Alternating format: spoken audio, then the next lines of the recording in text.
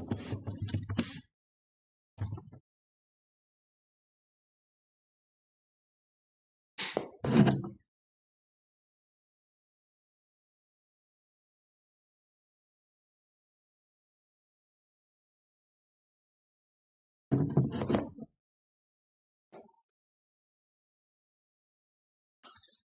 morning, Ritik.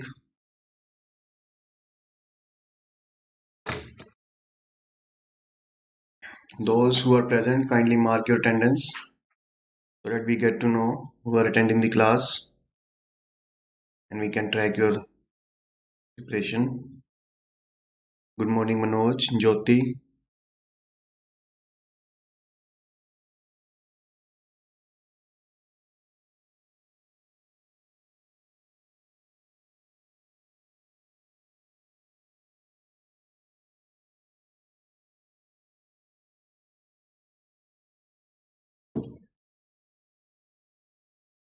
So, all of you are wished very good morning. So, I think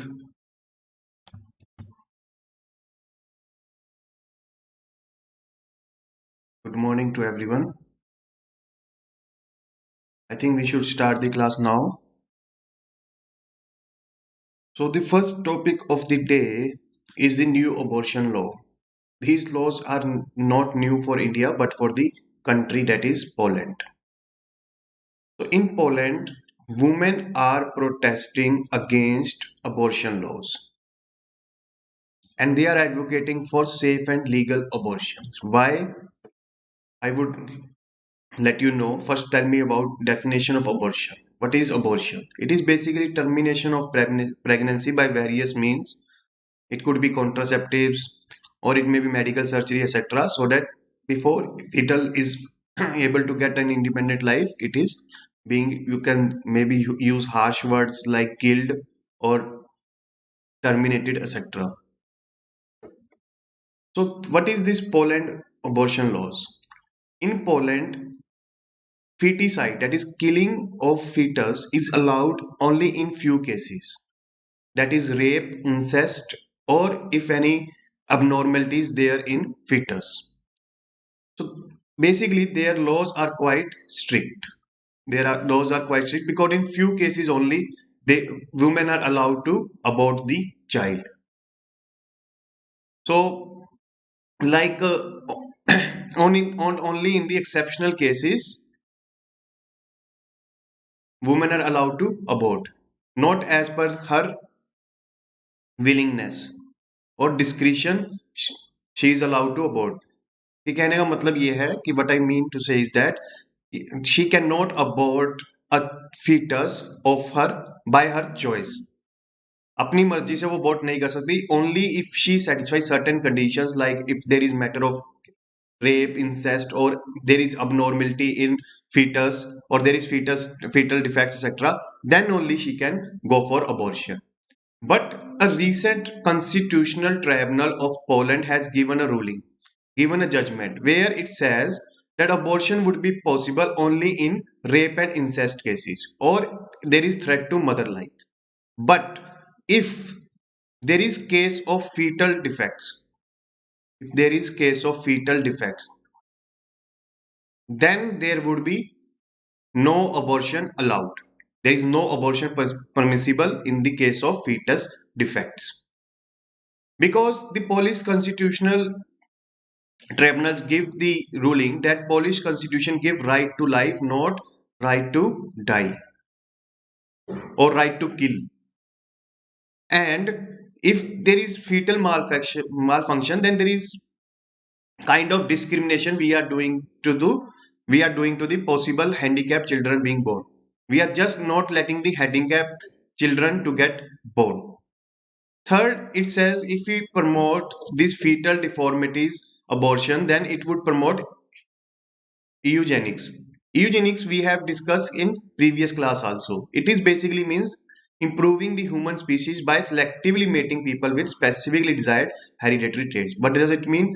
It means we were just letting the children being born who are having special traits, who have weakened personality traits or like weakened mind, weakened body, etc., are not allowed to vote. Either we are changing their genes so that the only healthy people get birth, or we are just not letting the weakened traits, weakened genes baby being born. हम कमजोर jeans के बच्चों को born ही नहीं होने दे रहे. That is why eugenics is promoted in this case. कैसे प्रमोट हो रही है? There is no gene alteration here, there is no gene modification here, but we are not letting the children we are not letting the children get born who has the some defects in its genes or otherwise. So that is why their court has said that we are not respecting and protecting the human dignity. Now in the Poland, this is not the first instance. In 2011 also thousands of women come on the roads and ask for their legal right of abortion, and they have protested against the complete ban on abortion. And this complete ban on abortion has been supported by Catholic Church, because in the Christian values, they do not support the right to die. They never support right to die. That's why suicide is a criminal offense in British or any Western legal system. And our legal system is also borrowed from Britishers. That's why suicide is also a crime in India. A person, suppose name is Suresh. He has tried to commit a suicide, but he luckily do not get died and his life gets saved, maybe for any reason. And now he would face double punishment. Double punishment in the form of jail for attempting suicide. First punishment was his own mental pressures he was putting on himself, his own mental depression he was suffering. In addition to the mental depression he was suffering, he would be given a jail term, because in Christian values right to die is not permitted, but in Indic values or Eastern religious values, right to die is permissible. For example, Jainism, there is practice of santhara, where a saint or a monk is allowed to give up life by following certain rituals. But here in Christian values, there is no right to die. That's why abortion is also not allowed, because they do not allow any even malfunction fetus to get died. They want everyone to be lived on this earth. That's why there was provision of jail up to 5 terms for the women and doctors who perform the abortion. But getting huge backlash from the women protesters, church later backed down, and then law modified into giving some exceptions to the complete ban on abortions by giving right to abort to rape, incest, or any physical or mental threatening to women, etc., to undergo for the abortion. Now, what are the implications of this court ruling that what is the implication of this court ruling that fetal defects would not be allowed to be aborted? So there is only 2000 legal abortions in Poland, and only 2% of them are legal termination. So basically, court ruling is completely banning the abortion in the country, because rape, incest, or threat to mother life are only 2% of legal terminations, and rest 98% is because of fetal defects. And 80 to 120,000 Polish women either go abroad or perform illegal operations every year. So basically, abortion market is going underground, is undergoing through black money phase, black phase. What is not legal is doing illegally. कहने का मतलब ये है कि अगर आप legally allowed नहीं करोगे तो they would do illegally, because there is need of women right to have a reproductive choice. Whether she wants a baby or not, that is her choice. And this is the need of the modern society, because to have a baby is now becoming quite expensive. How? Because you have to take care of her health, expenses, nutrition expenses, education expenses, etc. And this is becoming very expensive for the parents to have a baby. That is why in China, people are not preferring even single baby. They do not want a single baby in their life because their own expenses are so high that they can't bear the expenses of their children.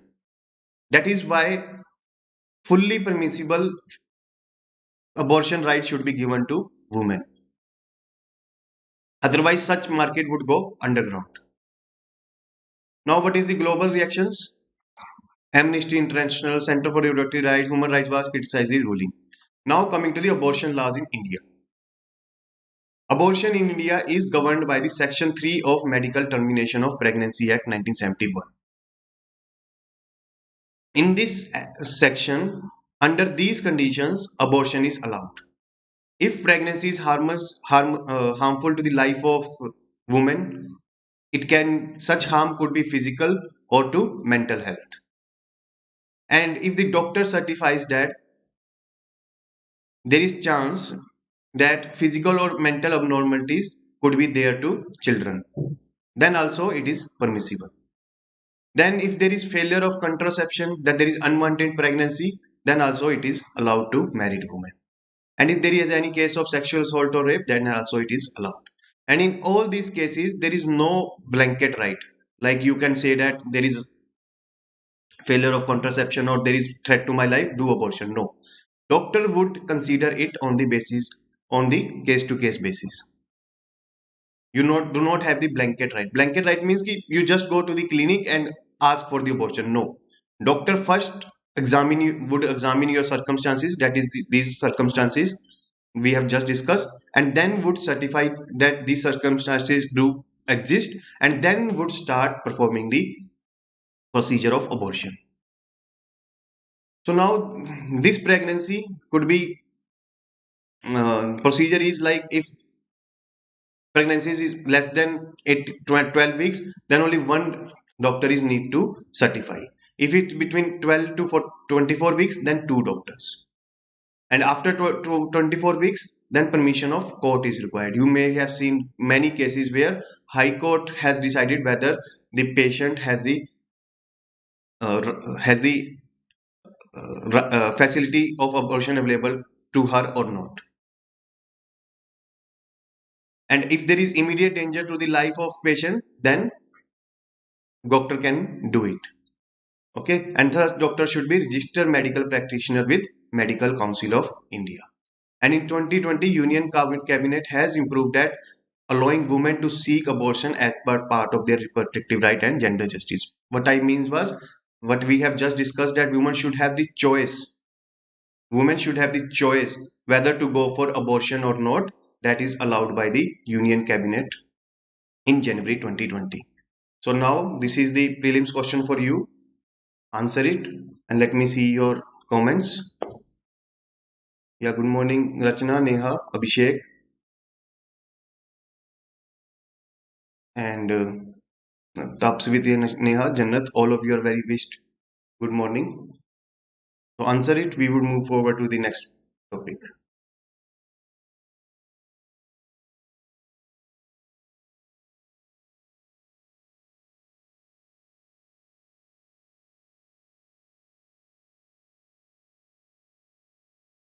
Yeah. You always asked about that, sir. Include the current affairs of paper one also. In paper one, subjects are history, geography, etc. So geography news are covered in environment section. So in history is history, that is the past events. So that is why any current or future events are rarely occur. So that's why there is less news of history.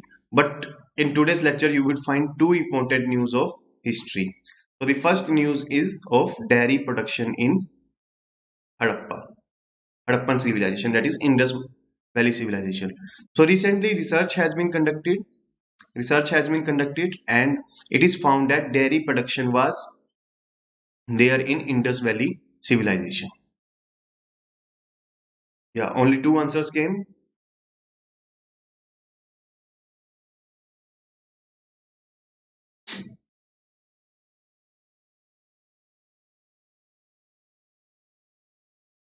Yeah. Answer is C. Answer is C. Both statements are correct. So this evidence has come in 2020, which marks the 100 years of discovery of Indus Valley civilization. So in 1920, Indus Valley civilization was first unearthed. The world gets to know about the Indus Valley in 1920. So it is the first time that there is direct evidence of dairy product processing in Indus Valley civilization. Dairy product processing is like milk.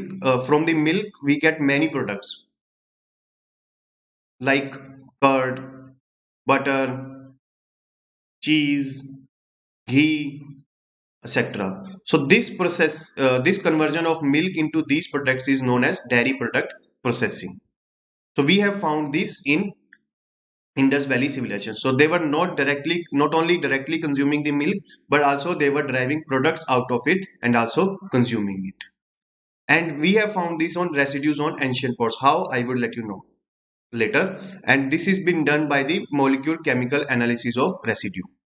And this evidence has been found in Kotada, Badali. This is a name of a village in Gujarat. And this is an archaeological site of Indus Valley civilization. So out of the 59 sample studies, only 22 have shown the presence of dairy lipids. So one thing you should know, you should remember, dairy production has not started with Indus Valley civilization. It was there before the Indus Valley civilization, because Indus Valley civilization comes in 2500 BC, but dairy production started in 3000 BC. So 3000 before Christ in India, dairy production has been started.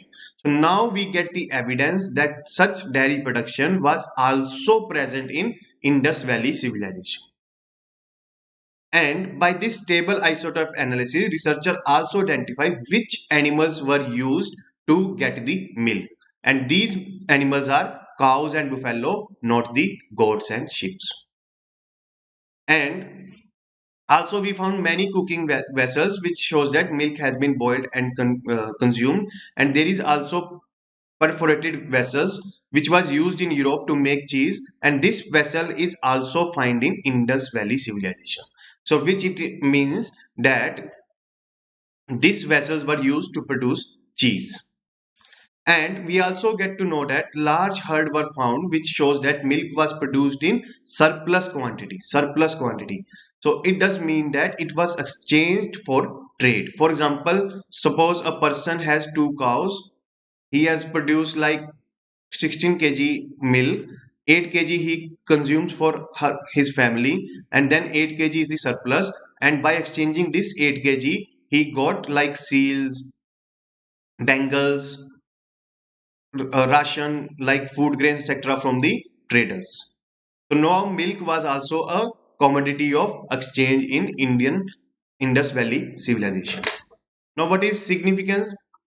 Basically you got the surplus of animal protein from milk and milk proteins, so you do not need to kill the animals to get the protein. For example, Saudi Arabia. Saudi Arabia is a desert. Here you do not get the protein from the products derived from the animals. So here to get the proteins you need to kill the animal, that is the goats and sheep. But here you get the milk from the animals, so you do not need to kill animal to get the protein. यहाँ पर आपको protein के लिए जानवर को मारने की जरूरत नहीं है. That is why animal sacrifice, animal killing is very less in Indic values. Like that's why we do not kill the cow. That's why we do not kill any other animal. That's why Buddhism, Jainism, etc. prohibits animal slaughter. तभी Buddhism, Jainism में animal slaughter ban है, because we do not need to kill up animal to get the protein. But Saudi Arabia, this region has desertic area including Israel, so that's why they need to kill animals to get the protein. Now coming to the techniques they have used, basically technique they have used is like these pores, these vessels are porous, and whenever the Harappan people has put any liquid into them, these pores has absorbed that liquid, And what researchers has do, this absorbed liquid by these ports has been extracted out, analyzed, and then they come out to find it that this liquid is of milk product. And also by this analysis they identify the source of liquid. Now coming to the Harappan civilization, very briefly we would discuss because it is part of your static syllabus. In 1920, ASI has found two old cities of Mohenjo-daro and Harappa in the western Pakistan, and Mohenjo-daro was the largest city of Harappan civilization. This you should remember. And Harappan and Mohenjo-daro both showed advanced engineering and urban planning. They have one very unique feature of citadels, where in the central located area there is heavily fortified, that is surrounded by the walls. This area has been surrounded by walls and also has been put on a raised platform means like this is the normal area where people live. At raised platform this citadel is built. So that shows there is some sort of military structure, maybe political structure, or maybe high economic structure was there. Some politician may be living in this citadel. Maybe some military personals may be living in this citadel. So now Indus River Valley has been put in three phases. First is 33 to 62 2600 BC, early Harappan phase, where the cities were start getting built up. That is known as early Harappan phase. Mature phase is when cities were fully get developed. And late Harappan phase is when cities start getting declining or getting ruined. And what are the features? We have found weights and measures, seal carvings, metallurgy, that is copper, bronze, lead and tin. One thing you should remember, iron is not found here. Iron is not found in Indus Valley civilization. So iron is not found. What does it mean? You do not have the weapon or you do not have the resource available to you to cut the forest and to plough the field. Because iron is used in the hathodi. In Hindi it is called hathodi. I forget the English word of hathodi. You can cut the forest, that is basically by the iron wood cutter, and also by the iron you can plough the field. So basically agriculture was not as prosperous as in Vedic period, because in Vedic period iron was discovered. That's why they were able to cut the forest of region of Haryana, Punjab, UP, etc. So Vedic people has cut the forest of Haryana, Punjab, UP, etc. and they started agriculture on mass scale. And they Indus Valley people does not have the iron with them. That's why they do not able to do agriculture on mass scale. The another feature is of urban planning. What are the features of urban planning? Like they have used the baked brick houses, drainage system, water supply system, cluster of large non-residential buildings like you have found in Chandigarh. Like you have different sectors where you found that there is market at one particular place and residential area at the other place. Both are not mixed together. Not mixed together. So basically, Indus Valley civilization has smart cities. Link the Indus Valley civilization with smart cities. Link these inventions of dairy, of metallurgy, etc. with the innovation. Innovation is the key to economic growth and development. And this has been proved by the Indus Valley civilization. So the modern day concepts you have to link with the Indus Valley civilization or any ancient period settlement etc. तो आपको इस तरीके से link करना है. आपको Indus valley की urban planning you have to link with the smart city. Whenever the question comes on urban planning you can give the reference of or example of Indus Valley civilization. If the question comes on innovation then you can give the example of Indus Valley people. And one more thing, they have the faceless form of governance. Faceless form of governance means they do not have any particular king or bureaucratic organization. But they have the like a syndicate or a guild. What does it mean? or you can say about residential welfare committee. Those who are living in urban areas would understand what is this residential welfare committee. See, in urban areas, you would find that multiple flats, and these flats are closely located. So a society is build up in these flats, like there are multiple flats like this. These flats are there, so a society get built up, and representative from each family are part of this residential welfare committee, and they looked after the common issues that this society is facing, like issue of watchman, street lighting, parking, electricity, water, etc. So similarly, Indus Valley civilizational people have this residential welfare committee for the governance. Each and every each family has its representative in residential welfare committee, and they manage the common issues. Or you can take the example of syndicate or guild, just like the traders in ancient history. You may have seen that traders have their guild. So these guild has the representative from traders, and these guild take the action for resolving the common issues that traders are facing. Similarly, they have this kind of organization for the governance part. So they do not have the fixed uh, political administrative structure, just like today we have. Like we would have, definitely we would have PM, CM, then IS officer, IPS officer. These kind of definite structure was not there in Indus Valley civilization. So now decline of civilization happened in 1800 BC, and actual causes are still debated. And these causes are little bit political also. How political? Let me tell you. There are basically two, three reasons are given for the decline of civilization. Decline of civilization means these cities start getting ruined, destroyed, damaged, etc., and people start start leaving this place. Why they start leaving this place? First theory is invasion by Aryans. Aryans are the people who have come from the Central Asia. They have come from the Central Asia. See, this civilization, let me show you.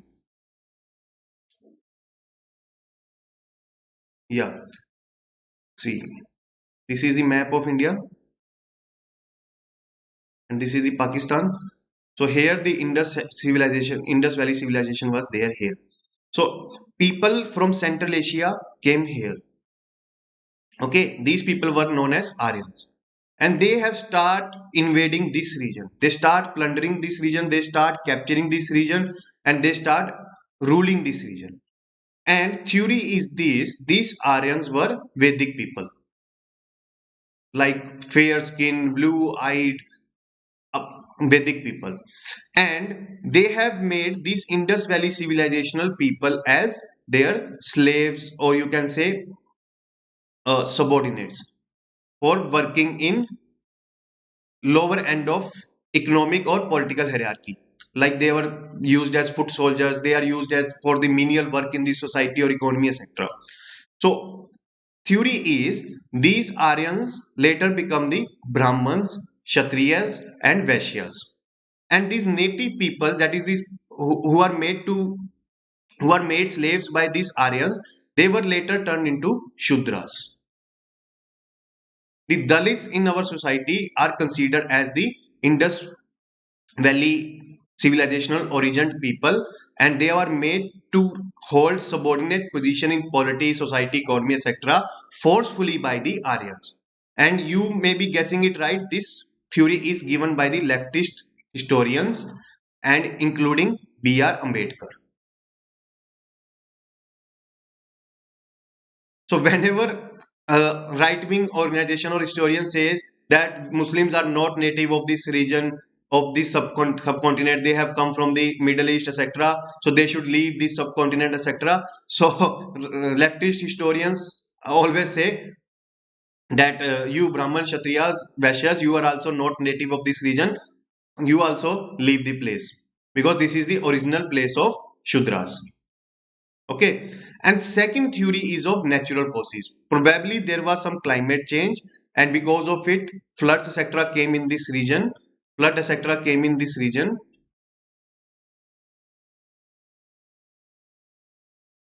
And what happened, let me tell you.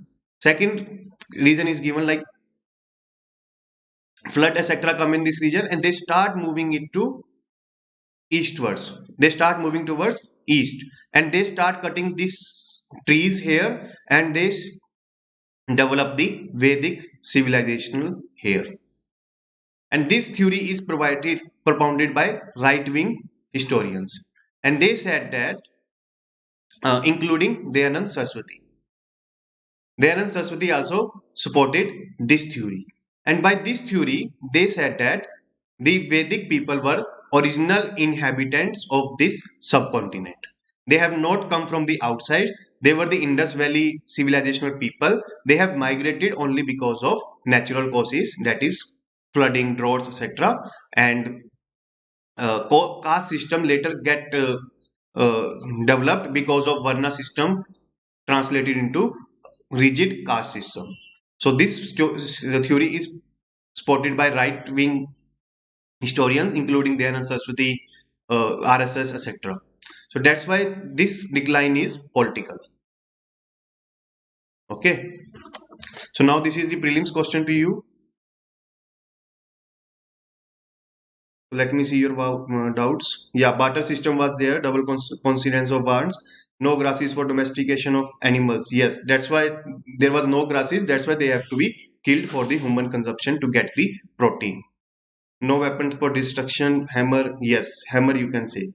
Iron brought by Huns. Yes. Group of artisans. Generally, IVC is not linked to any ages like Copper Age or Iron Age. Is it so? Why? Uh, See, copper was there in the Indus Valley civilization. Copper was there, but not the irons. That's why it is not known as the Iron Age. Copper was there. Copper was there actually before the IVC also. Before the IVC also, copper was there. So that's why it is not linked with the Copper Age.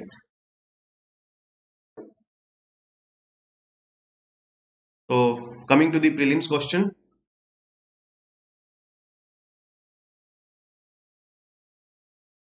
Yeah, answer is A. Answer is A. Coming to the next, Sir Sayyid Day. Again, paper 1 current news. So this topic has been comprehensively covered and quite objectively covered. That's why I choose this topic to be discussed in class. And in such a detailed manner, it has been covered that these details you would not find in standard books. You would not find these details in standard books. So why this topic has been in news? Because 17th October is the birth anniversary of Sir Syed Ahmed Khan. That's why Sir Syed Day is observed on this day. Now coming about this Sir Syed Ahmed Khan. He was born in October 17, 1817 to a wealthy family that was close to the Mughal court. Basically, he has born in the aristocratic family. Nehru family was also aristocratic. His grandfather or maybe great grandfather has been serving in the Mughal court of Bahadur Shah Jafar. His great grandfather was a Diwan in the Bahadur Shah Jafar court. Diwan. And Pandit Nehru was also from a aristocratic family. So he has started his career as civil servant and served the British before the revolt of 1857, and this 1857 revolt was a life-changing moment in the Sir Syed Ahmed Khan life because he analyzed this revolt in this title Asbab-e-Bagawat-e-Hind, in which he analyzed the causes of Indian revolt. And in this revolt, what he finds that there is complete annihilation of Muslim elites. He analyzed that Muslim elites are getting wiped out from the new political administrative structure that is coming under the British. That's why he wanted to take up the case of Muslims so that the Muslims can get the high position in the society, polity, economy, etc. And to get this position, he supported the British during the 1857 revolution. And he was an Islamic reformer and educationist. How? Let us see. Now, role as social reformer, he has raised voice against religious intolerance, ignorance, irrationalism, how he has protested against parda system, polygamy, that is having multiple marriage, and easy divorce, that is the triple talaq. So he was a rationalist in this sense. And for this, he has written a magazine named Tehjibe Akhlaq, that is means social reformer in English, where he tried to awaken people consciousness. That is very important keywords. Consciousness awaken. Why? Because any human being commit mistakes out of ignorance. He does not he does not know why he was doing this mistake, what is the implication of this mistake, what harm it would cause to others, what harm it would cause to him, etc. That's why the person do the mistakes. And these kind of social practices were only prevalent in the society because of ignorance of the masses. That's why he wants to awaken the mind of the people so that they get to know that this is harm to the society, this is harm to the women, this is harmful for the Islamic religion, etc. That's why magazine was created. Now, role as educationist, he wants Muslims to get proficiency in English language because English was the language of political administrative structure, and through English they would get entry into the administration or the bureaucracy, and this can change the socio-economic political condition of Muslims. And also he wants Muslim to get the knowledge in modern science because those who have the proficiency in modern science would rule the world. I have already told you this technology, whoever control over technology has the control over the world. Take the example of Jews. All the major scientists of this world are Jews. All the major researchers, professors, intellectuals are Jews. You will find bestseller books in modern science of Jews. The wife of Abhijit Banerjee, Esfler Deflo, who get the Nobel Prize in Economics, I think last year, also Jews. Take the list of Nobel Prize. You will find that majority of the Nobel Prize winners are Jews. He has understand this condition, this phenomena way back in 1850s. That's why he wants Muslim to get the knowledge in modern science. And if they have control over technology, they can control the world. The Britishers were able to control the world only because of their hold over technology of steam engines, electricity, etc. Electricity, sorry, come in USA, but steam engines, etc. They developed and they control the world. So that's why he prepares the roadmap for the formation of Muslim university and advancement of modern Western education. I've already told in Muslim society. So for it, first it established a scientific society so that scientific temperament could be inculcated into the Muslims and Western knowledge could be available to the Indians in their own language like Urdu, Hindi, etc. Then he launched a newspaper. Gazette means newspaper. The Aligarh Institute Gazette, and it was also meant for agitating the minds of orthodox or traditional Muslim society so that they can think on the terms of science. Then 1875 he founded Madrasatul Ulam, that is basically a school in Aligarh, and it then patterned the Mohammedan Anglo-Oriental College after Oxford and Cambridge universities. So it was just a mix of both Western education and also Islamic values. Similar idea was followed by the Dayanand Saraswati, where he has established the DAV schools and colleges. That is Dayanand Anglo-Vedic schools. Vedic means traditional knowledge, Anglo means modern education. So both can get mixed and we can leverage our existing strength and also the positives of British educational system. So he also instituted All India Muslim educational conferences uh, so that from all over the country Muslims can come and can discuss on the issue. Yes, Newton also. Now, Aligarh movement. It was basically a movement to empower social, political, and educational aspects of Muslim community.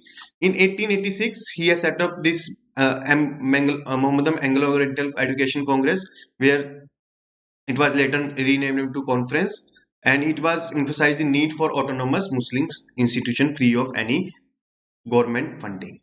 And he has modernized the Muslim education by adopting English as a medium of learning. The same point is repeated. Now coming to the political ideology of Sir Syed Ahmad Khan. This is quite contested. This is quite debated. This is quite hotly debated because one set of historians call him great national builder of modern India because he was reformist, he was educationist, etc.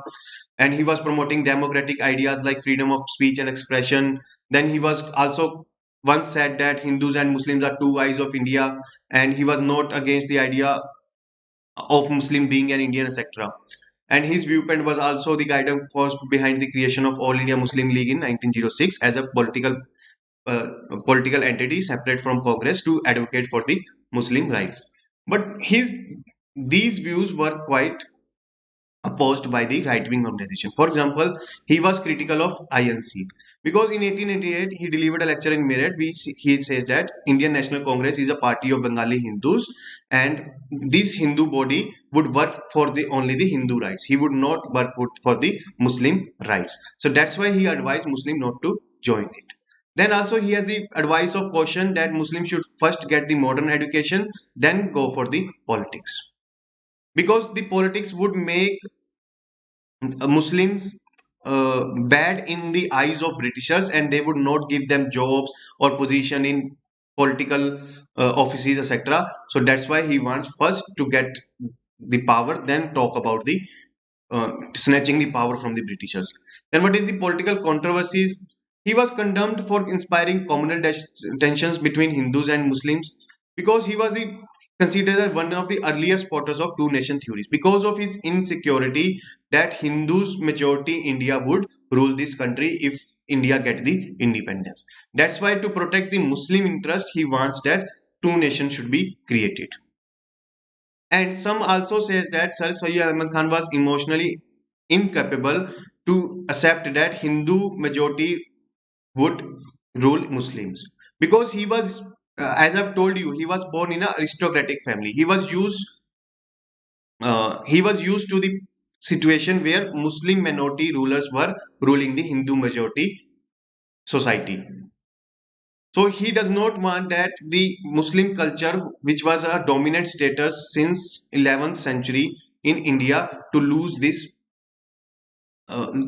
status, to lose this power, to lose this position. So that he does not want Muslim elites, Muslim culture to lose relevance in the Indian society. That's why he was disapproved of Indian nationalists. That's why he was saying that there is incompatibility of Muslims and Hindus. That was later emerged into wide conflict between the communities. And this was proven by his own words that we do not want to become the subjects of Hindu, instead the subject of people of book, that is basically the Britishers. So he was ready to serve under the Britishers but not under the Hindus. And he was also criticized by the Orthodox Muslim religious Mulanas for his liberal ideas regarding Islamic religion. So I think that article is quite objectively given, like his both positive and negative side has been quite objectively assessed. So now the prelims question for you.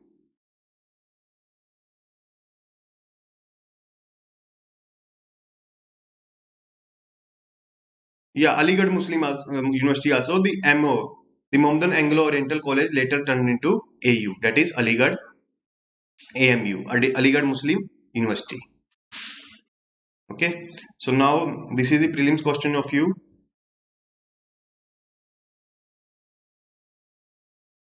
Yes, he was little bit have a communal insecurity. This communal insecurity was also there in Muhammad Ali Jinnah. Muhammad Ali Jinnah also once said that Hindus and Muslims are eyes of the India. He was first advocate of Hindu-Muslim unity, and even Sarojini Naidu said that Muhammad Ali Jinnah is the ambassador of Hindu-Muslim unity in this country. But later on, because of his communal insecurity and most importantly, his political insecurity, he started feeling insecure in getting political power. He was being overshadowed by two people, that is Mahatma Gandhi and Jawaharlal Nehru. He comes to realize that Mahatma Gandhi is the mass leader. And if any transition of power happens from Britishers to Indian, then Jawaharlal Nehru would be the prominent face to get the prime ministerial post. So he would be nowhere. He would be nowhere because INC was hijacking the movement. Mahatma Gandhi was hijacking the movement. That's why, because of his political insecurity, he took this step of creation of Pakistan. So this situation you can imagine in 2014 when there was some conflict within BJP regarding who would be the prime ministerial face. And Advani start getting insecure that Narendra Modi would overshadow the political movement against Congress in 2014 elections. So similar situation was of Muhammad Ali Jinnah. The only difference is Advani take no action after that, but Muhammad Ali Jinnah start taking action in 1930s against Mahatma Gandhi and Jawaharlal Nehru, increasing clout by promoting communal disharmony, communal conflicts between Hindus and Muslims, and calling for independent nation of Pakistan. Yeah, you all of you have answered C. That is right. Now coming to the in-house procedure against judges of higher judiciary. So you are all well aware of the fact that Andhra Pradesh Chief Minister, that is Jagmohan Reddy, has written to the Chief Justice of India that Justice N.V. Ramana and some judges of Andhra Pradesh High Court are allegedly being involved in misconduct, corruption, and political bias, and all his actions are being overturned by these particular judges for money or maybe for any political linkage to opposition party. So that's why he wanted CGI to investigate the case. So this brought in limelight the in-house procedure against judges. What is this in-house procedure? So basically, first we would talk about the constitutional procedure.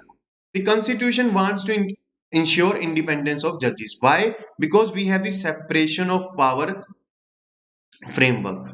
What is the separation of power framework? Suppose this is legislature, this is executive, and this is judiciary. Executive is the part of legislature. Here there is no separation of power, but there is separation of, you can say, responsibilities or functions or work, etc. And there is very limited separation of power here. Only a little bit checks and balances are there so that legislator can control the executive. But with respect to legislature, executive on one hand and judiciary on the other hand, there is separation of power. And this separation of power could only be maintained if judges are given independence.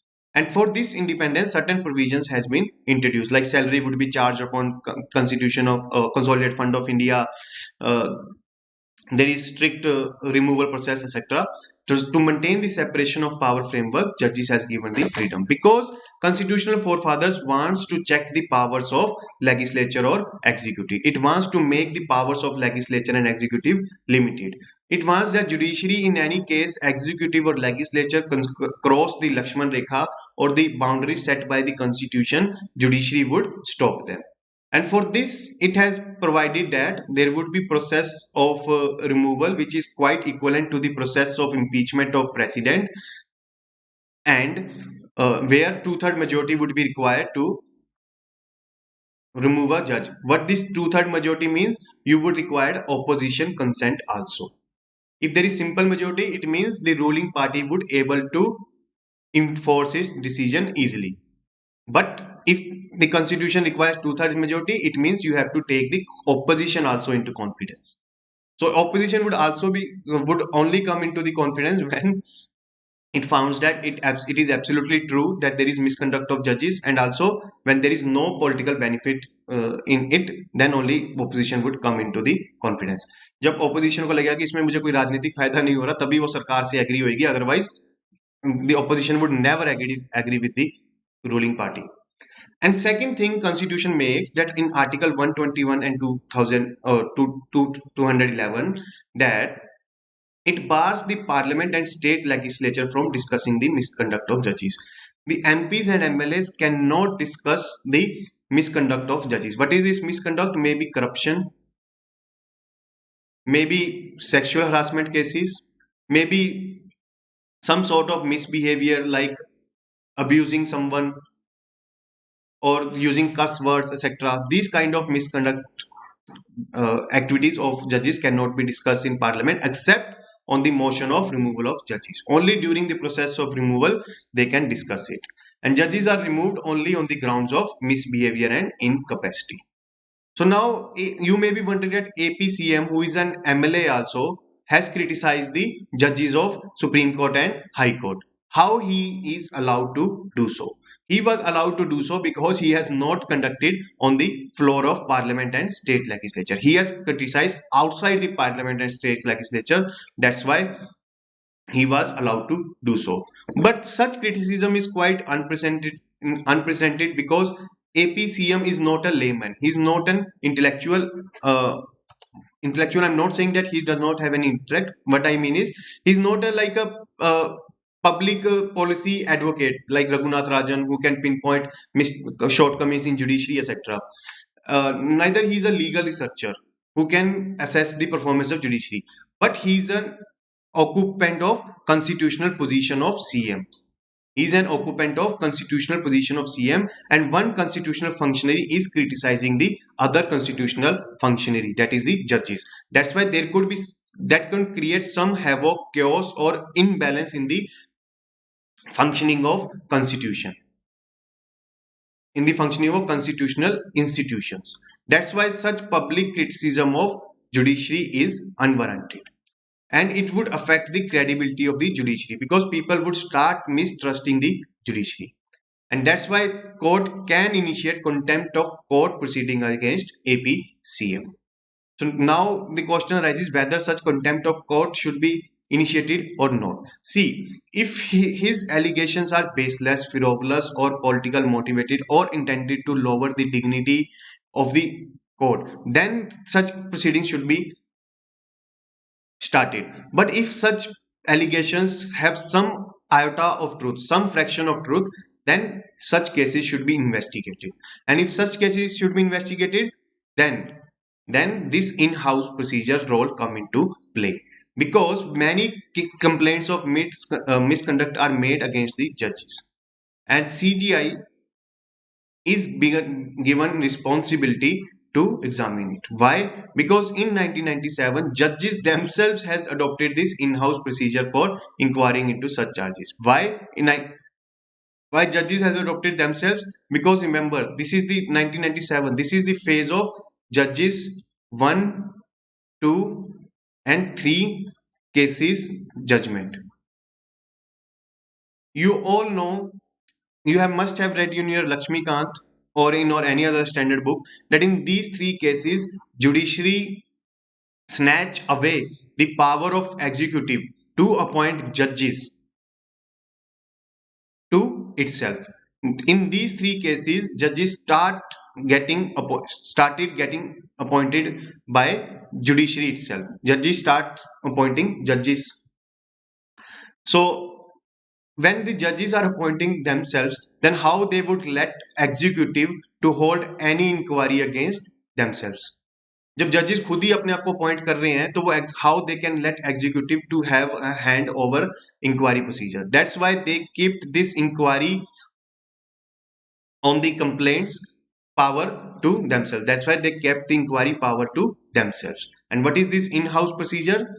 If any complaint is made against any high court judge, then Chief Justice of India, not Chief Justice of High Court, remember this, Chief Justice of India would decide whether the issue is frivolous or serious, because frivolous cases may hamper the functioning of judiciary, may hamper the independence of judiciary, may lower the dignity of the judges, because any Tom, Dick, and Harry can put allegation that this judge is corrupt, this judge is not right, this judge is not fit to hold office, this judge intellect is so poor that how such person is made to occupy such an high office of judges. So that's why frivolous complaints should be rejected altogether. But serious complaints should be investigated deeply so that the persons who are holding the office of judges does not misuse the position. So that is why this power has been given to Chief Justice of India to decide whether the complaint is frivolous or serious. So if CGI decided that matter is serious and probe is necessary, then he would order the probe.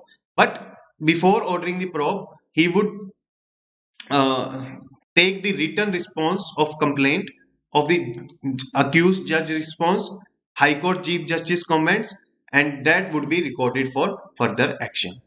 And CGI would then form a three-member committee for the inquiry. Who would be the members? Obviously the judges. But who are those judges? Those judges would be two chief justices from other high courts and one high court judge. These three people would hold an inquiry against the judge of high court. And this inquiry would not be of like a judicial inquiry, where in judicial inquiry you have an in-depth examination of witness, evidence, complainant, etc. It would be just an fact-finding mission. And fact-finding mission means to unearth the truth, to find out the truth, whether the complaint has any fraction of truth or not. Then this judge has right to appear before it. Why? Because of principle of natural justice. Principle of natural justice said every accused person has the true right to defend himself or herself. That's why the judge concerned is also entitled to appear before it. Now, this inquiry has been held up. Okay, inquiry has held up, investigation has been completed. Now, what next? See, there can be two cases. There can be two cases. Either misconduct is of serious that it requires removal, or misconduct is not so serious that does not require removal, like their punishment should be lesser than the removal, like suspension for few days, maybe fine, maybe reprimand means to warn or criticize or give advisory to the judge not to behave in such manner in future. So if the misconduct wants removal of a judge, then the concerned judge would be urged to resign or seek the voluntary retirement. Basically, to leave the judiciary himself or herself. If he is unwilling to quit, first, Chief Justice of High Court would not give any judicial work to him. Judicial work means hearing of cases. Because judges perform two kinds of work, judicial work and also administrative works. Like administrative work, like high courts are properly functioning or not, tribunals are functioning properly or not, subordinate court are properly functioning or not, there is adequate finance, staff, infrastructure, digital facilities, etc. available to the complex of high court or lower courts or not. So judicial work would not be given to him, only administrative work can be given. And the president and prime minister would be informed of the situation that such a judge has done such corruption, so kindly take the action. Then if the president and prime minister get informed, so it is now the matter become political.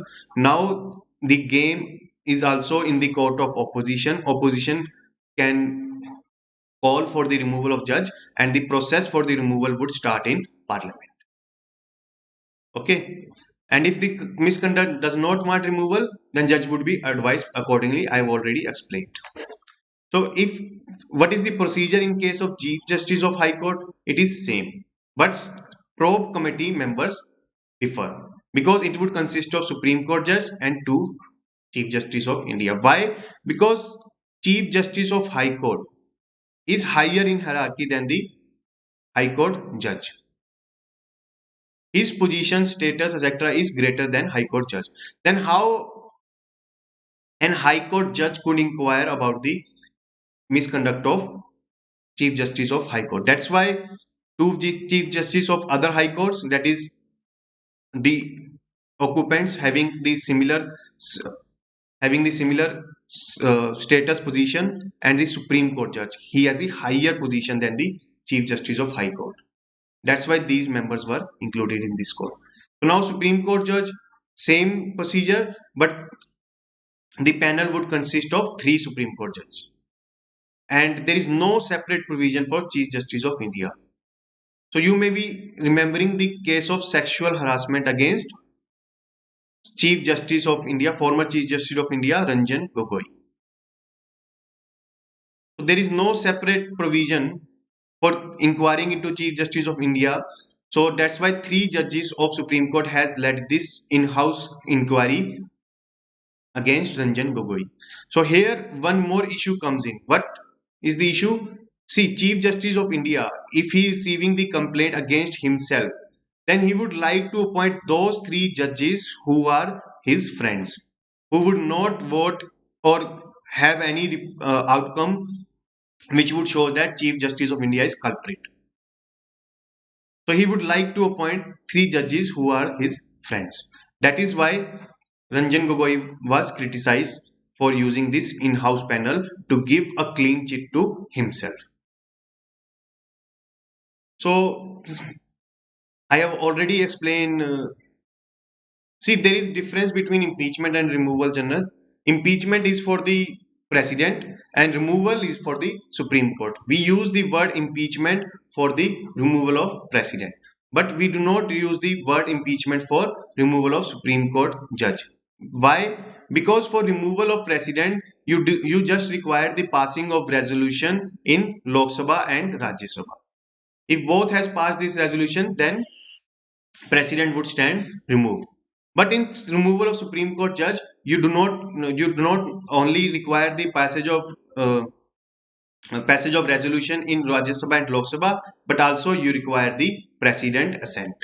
You also require the president assent. That's why this process is known as removal, but removal process of president is known as impeachment.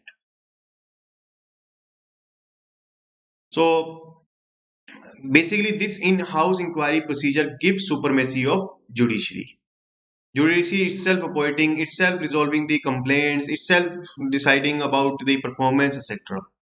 So that's why separation of power do get undermined by this in-house procedure of inquiry.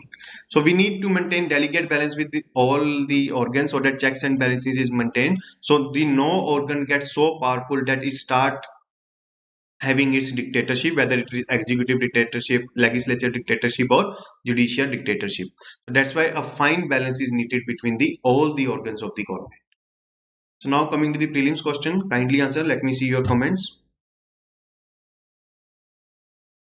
So IEJ, what do I mean by Ritik? Separate, powerful, and independent judiciary. Yes, we need special majority. Special majority is two by third.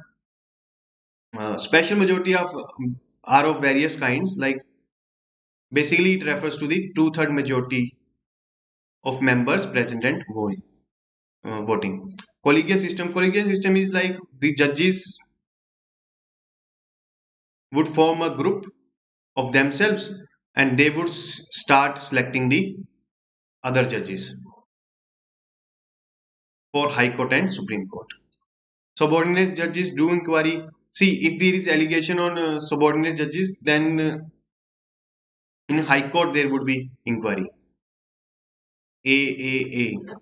No, answer is no. Answer is D.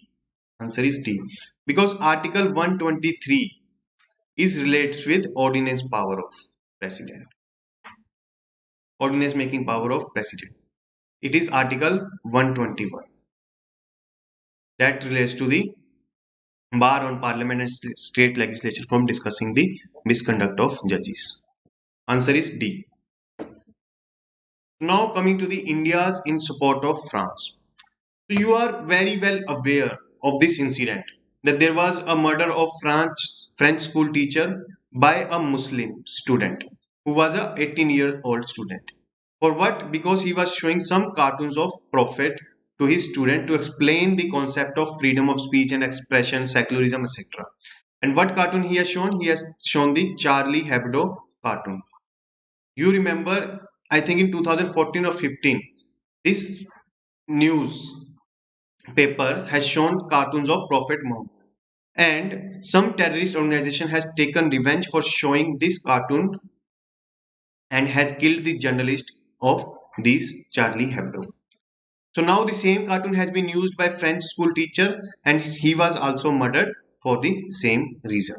Why Muslims are so why Muslims are getting so offensive about cartoons of Prophet Muhammad? Because images or idols are strictly prohibited in Islam. You would never find a single image or idol of Allah or Prophet Muhammad etc. in any Muslim house. And when you visit any masjid, that is Muslim holy place of worship, you would not find any image or idol there. So they disallowed any form of image or idol worship in Islam. That's why they get offensive whenever any picture of Prophet Muhammad is shown by any person. So now the conflict is between basically the freedom of speech and expression, secularism, and religious right. These two rights get conflict in each other. We would discuss whether what should be the ideal state. Okay.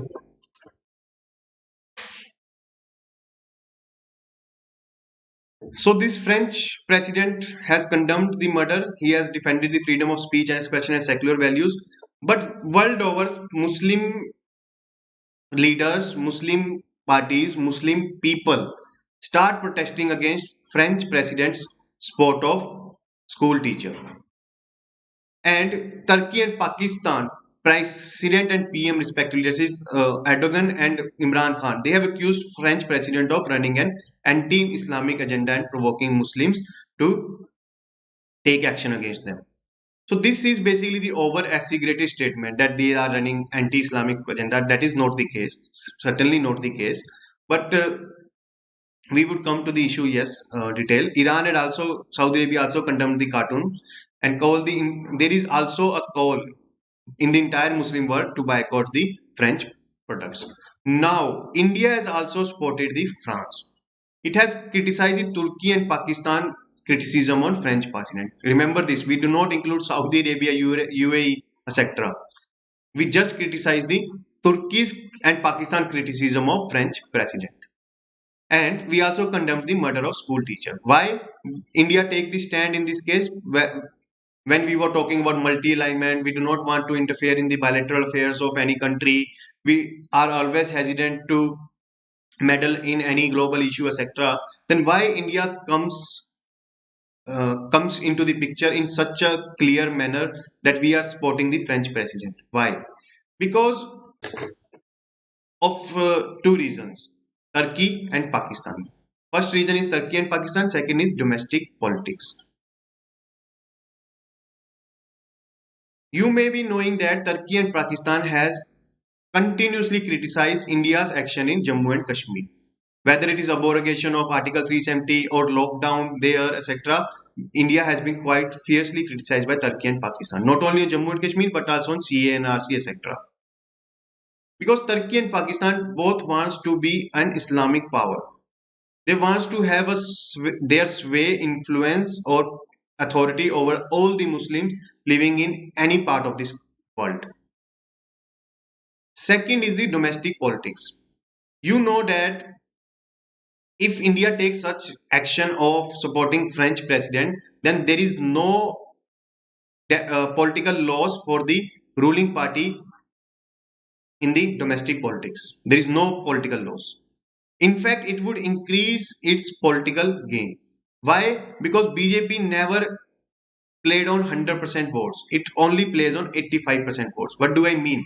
For example, you leave the world history syllabus altogether. You do not read world history. You do not read post-independence. And if any two questions comes out of world history and post-independence, you are not worried. Why? Because you would attempt then remaining 18 questions in quite holistic and comprehensive manner in paper 1. So you are just playing for the 18 question, not for the 20 questions. Similarly, BJP does not play for the 100% votes, but only for 85%, that is of Hindus. And BJP has the calculation that if we get only 50% of these 85% votes, that is 42%, we would stay in the power for eternity. Because by 33% votes, BJP get 282 seats in 2014. So by 42% votes, they would get more than 400 seats. So they do not require Muslim votes at all. So by taking such stand, in the domestic policy, they are not going to get any loss. This is basically the two reasons. Now coming to about few insights about the Muslim population all over the world. This you should remember, understand. Okay, first we are talking about this Muslim world. You may have seen the protests in Bangladesh also, where thousands of people has come into the street criticizing the French president. You have seen the protest in Pakistan also, New York also, etc. Why? See, this Muslim world.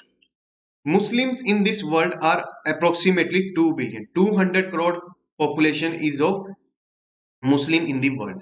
And they are the second largest religious group in the world. First largest is the largest group is Christianity. They are 2.4 billion. There are 2.4 billion Christians in this world. So basically, population, such a large population gives huge demographic leverage, demographic power to the Muslims. Then there is concept of Huna or Hama. The Muslim students kindly correct me if I am wrong. Where it is being advocated that all the Muslim all over the world are single nationality. What does it mean? There are common interest of all the Muslims living anywhere in this world. All are linked to each other by their religion, so they have the uh, duty of brotherhood, fellowship, camaraderie, or you can say fraternity, etc. And they have some common issue. And this Huna concept was institutionalized by the concept of caliph, where this religious head has power to direct Muslims living anywhere in this world in medieval century. This system of Khalifa has the sway or power over all the Muslims living anywhere in this world. But this institution has been dismantled in 1920s. Remember Khilafat movement? Khalif means Khalifa. Khalifa, Khilafat. So in 1920s, Kemal Atatürk, he has come into the power in Turkey. He was equivalent of Nehru, like, or Lenin, Nehru, you can say. He was modernist, he was secularist. He wants to develop Turkey into the modern Western lines. He wants to inculcate scientific temper in the minds of Turkish people. He wants to develop democracy, secularism, etc. That's why he abolished the concept of Khalifa. Then modernization of Turkish society succeeded and Khalifa become the thing of past. Okay. Now, this thing, first thing you understand, Muslims second largest population gives them huge power. Second, the concept of Ummah, that is the pan world single nationality of Muslims, that all the Muslims all over the world are connected with each other. Third concept you should understand about Muslims, these 200 crore people are not homogeneous, they are heterogeneous. Heterogeneous how? First is economically. Economically how? This small population are living in the prosperous region. What do I mean by this? Take the example of Gulf countries. Here the wealth is located among the Muslim population. The wealthy Muslim in this world are located in Gulf countries, but they are very small in population, very small. But the large population of Muslims are located in regions where there is backwardness. Take the example of Bangladesh. Take the example of Pakistan. Here you would find that Muslims are located in backward regions. Second is heterogeneity is of culture. You will find that there is huge difference in the culture of Arabic Muslims, South Asian Muslims, European Muslims, African Muslims, American Muslims, etc. Three things you understand about this Muslim, but I'm not doing any comments on the religion of Islam. I'm just talking about the political aspects of religion, because every religion is in this world is being used for political purpose. What does it mean? To get the power, to maintain the power, to exercise the power, religion is used. Whether it is Christian religion, Hindu religion, Buddhism religion, etc. Every religion is being used by every political leader in this world. We are just talking about the political aspects of the Islamic religion, because this situation, this incident, you can only understand if you understand this wider context. So three things you have already understood. Fourth thing you need to understood: whenever there is war between non-Islamic country and Islamic country, then the whole population of Muslims all over the world get united. They start getting united. But when there is war between Islamic countries, then there is no such unity. There is no such unity. Take the example of war between Iran and Iraq, both Islamic countries.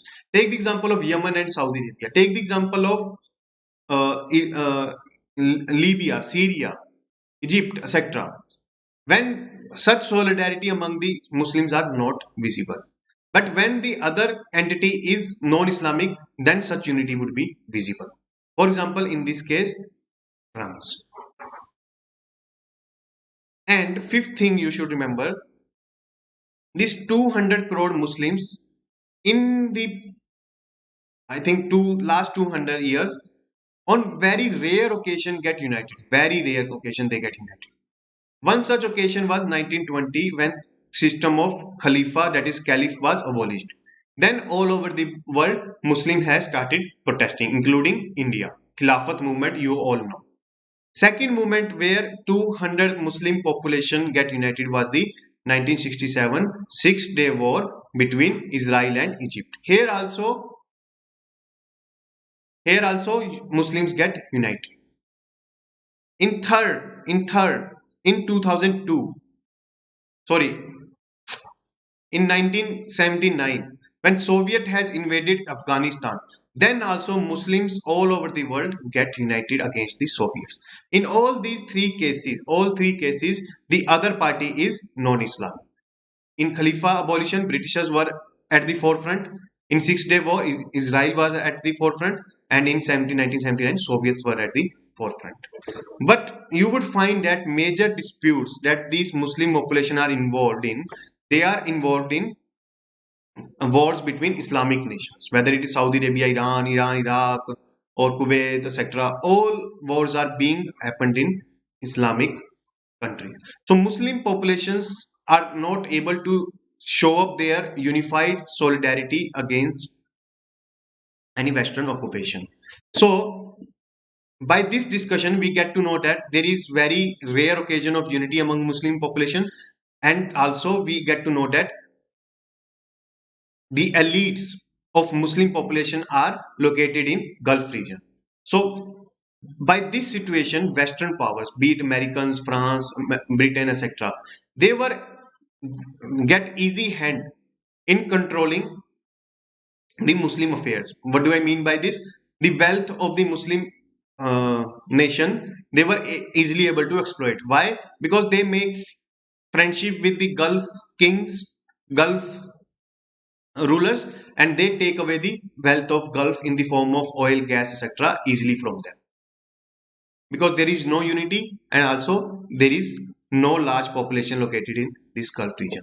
And one thing you should also remember, we have discussed this, that in this Gulf region there is small population, but these Gulf rulers, they never shared their prosperity or wealth with the large Muslim population located in backward regions, that is Bangladesh, Pakistan, etc. Indonesia, India, here large population is located, but majority of the population is backward. So Gulf countries never share their money with them. Never. They are not like that.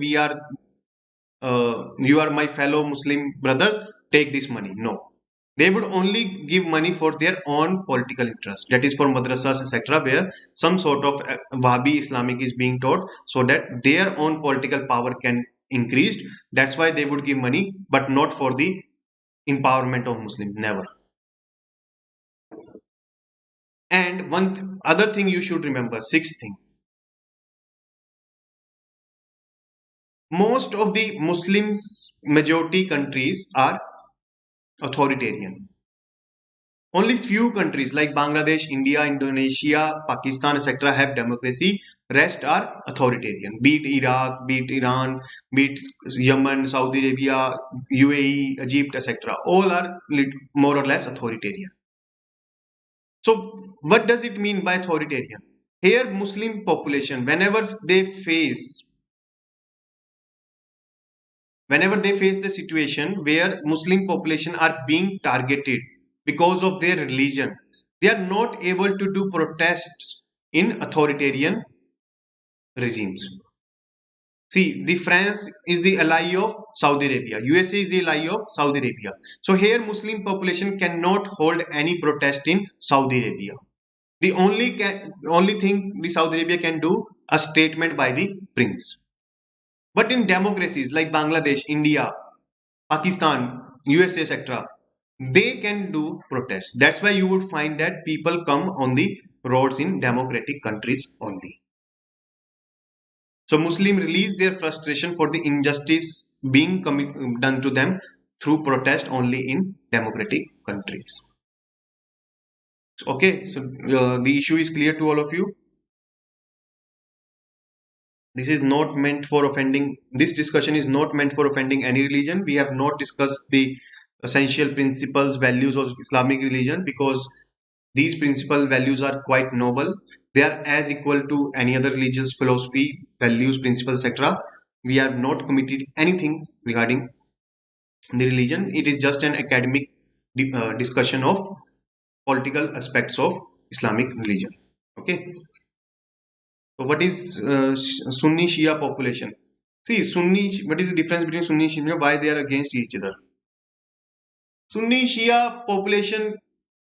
See, difference is like see, when Prophet Muhammad Sahab get died, he does not leave any successor to him. So there was a fight between who would be the successor, because whoever would be the successor would have religious political power with him. So that's why there was two groups formed, that is of Sunni and Shia. Shia was like the followers of Abu Bakr, who was the son-in-law of Prophet Muhammad, and Sunni were the follower of I think son of Prophet Muhammad. Okay, so Shia followers follow the Abu Bakr directions, values, principles, philosophy, ideology, etc., and uh, Sunni followers follow the son of Prophet Muhammad. Okay, and Sunnis constitute 85% of Muslim population in this world. Shia are the 15% of Muslim population in this world. And Shia majority countries are very less in this world. The Shia majority countries are Iran, Iraq, Bahrain, and Azerbaijan. Azerbaijan we have discussed in previous class also. Okay. And now coming to this conflict, why there is a conflict. Okay. Why there is conflict? Conflict is not of the sects of Islam. There is no conflict between the sects of Islam. If there is any conflict between the sects of Islam, then there would be certainly fight between Sunni and Shia population in India, America, UK, Bangladesh, etc. There, Sunni Shia never fight with each other. You see both Shia and Sunni population living in Lucknow, living in Kashmir, living in Hyderabad. They never fight with each other. There is no conflict in the sects of this Islam. The conflict is political. That is of between Iran and Saudi Arabia. That is who would be the boss, don, power in Middle East. Who would be the father of Middle East? Who would have the leadership in Middle East? That is basically the competition between Iran and Saudi Arabia. Iran Shia majority country, that's why it becomes Saudi Arabia Sunni majority country. That's why Iran and Saudi Arabia conflict become Sunni Shia conflict. So we have just discussed Jinnah's political. There was no conflict between Hindu and Muslim religion. Only there was conflict between the political ambition of Jinnah and political ambition of, you can say, Nehru. I am oversimplifying it. We can't blame Nehru for it. So Jinnah was politically insecure under Congress. That's why he's starting advocating the demand of two nations. So Pakistan created not for the Muslims, it was created for the political ambition of Jinnah. There was no conflict between the religion, but there was conflict between the political ambitions of leaders at that time. So similarly, there is conflict between the political ambitions of Saudi Arabia and Iran. Who would be the boss of the region? Okay. So now coming to the space, not space actually. Yeah. Now coming to the Indo-France ties, we would do it fastly because we have very close strategic ties with India and France. How close? Let us see. In terrorism, France supported India's proposal for global conference on terrorism. Both are supporting a new conference for no money for terror, that is international conference on fighting terrorist financing, because India believes finance is the blood of organization. If we suck the blood out of the organization, that organization would get failed. So similarly, if we suck the money for the terrorist organizations, then we would able to stop these terrorist organizations to perform. That's why we are taking huge proactive role in FATF, so that Pakistan is forced to stop the funding of terrorist organizations. Similarly, we are now supporting France for International Conference on Fighting Terrorist Financing. And we have also operational cooperation regarding fighting radicalization, especially online radicalization. And defense, we have defense dialogue at ministerial level. Then we have 3 service regular defense exercise: exercise Shakti Army, exercise Varun Navy, exercise Garud Air Force. And we have just received 5 out of 36 French naval aviation combat fighters. In space, France is part of India's Venus mission for 2025, that is Shukrayan 1. And ISRO Venus instrument, that is viral Venus Infrared Atmospheric Gases Linker, has been co-developed by Russian and French agencies. Now, multilateral platform. India is supportive of India France is supportive of India at UN Security Council on Kashmir and Pakistan-sponsored terrorism. Prime Minister of India is special invitee at 45th GS Summit. We have close cooperation on climate change, International Solar Alliance, you all know. And basically our relationship based on sharing of democratic values, commonality of interests, and France opens the pathway for deeper engagement with Europe. What does it mean? Through France, we are able to develop relationship with Germany, Britain, Austria, etc., Italy, etc. So if we solidify this relationship with France, Germany, Japan, Britain, etc., we can emerge as a major power in this world. So this is the interview question: why India has shown solidarity with French president? Do you think it will endanger our relationship with Gulf nations? So the context we have discussed about Muslim population, that you have to answer in second part of this question. Now coming to the India-Australian Circular Economy Hackathon. Again, IR News. The Atal Innovation Mission, in association with Australia Commonwealth Scientific and Industrial Research Organization, is organizing a 2-day hackathon on circular economy in December 2020. It is named as IES, Indian Australia Circular Economy Hackathon. The idea was conceived in 4th June between Indian and Australian Prime Ministers. And what would be the focus? See, there would be focus on identification of those startups, students, MSME, etc., who can develop solutions, technological solutions to the circular economy. And what would be the key themes? Like, see, imagine the waste problem of this country. From where we are getting the waste? First, we are getting the plastic waste, like whatever we are consuming, we are leaving huge amount of plastics.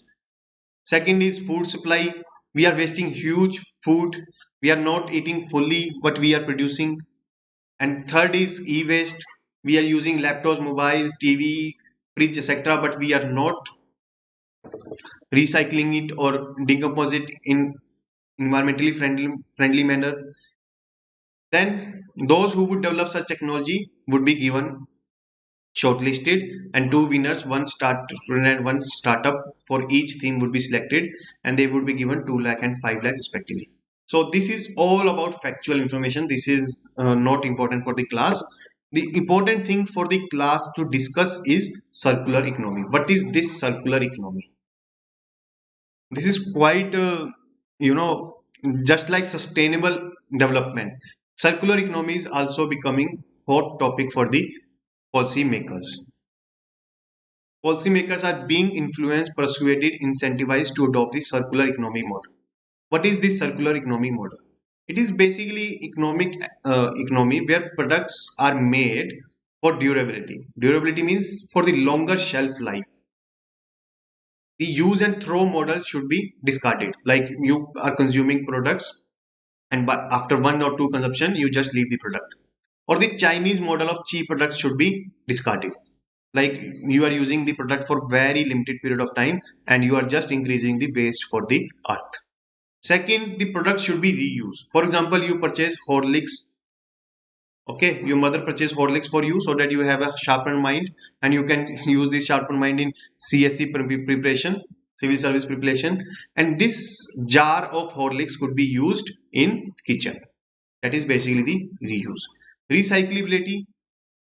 Take the example of mobile phones. Mobile phones you discarded. From this mobile phone, aluminium, copper, gold, etc. is extracted and reused again in the factories. Or you can take the example of newspapers, where newspapers are recycled and again used in industry. So remanufacturing, repairing, etc. should be promoted. So, and it is opposed to this linear process. Linear process. What is this linear process? See, this is environment. You take the natural. First thing you should remember, whatever economic activity we do, it will do harm to the environment.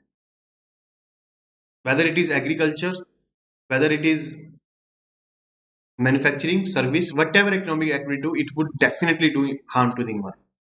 The agriculture activity done by our ancestors in ancient period, they have also done harm to the environment because they have cut out the forests. But the question now arises is of degree. Some economic activities do a large amount of harm and some do very fraction of harm. Some do very tiny harm, some do very large harm. Okay.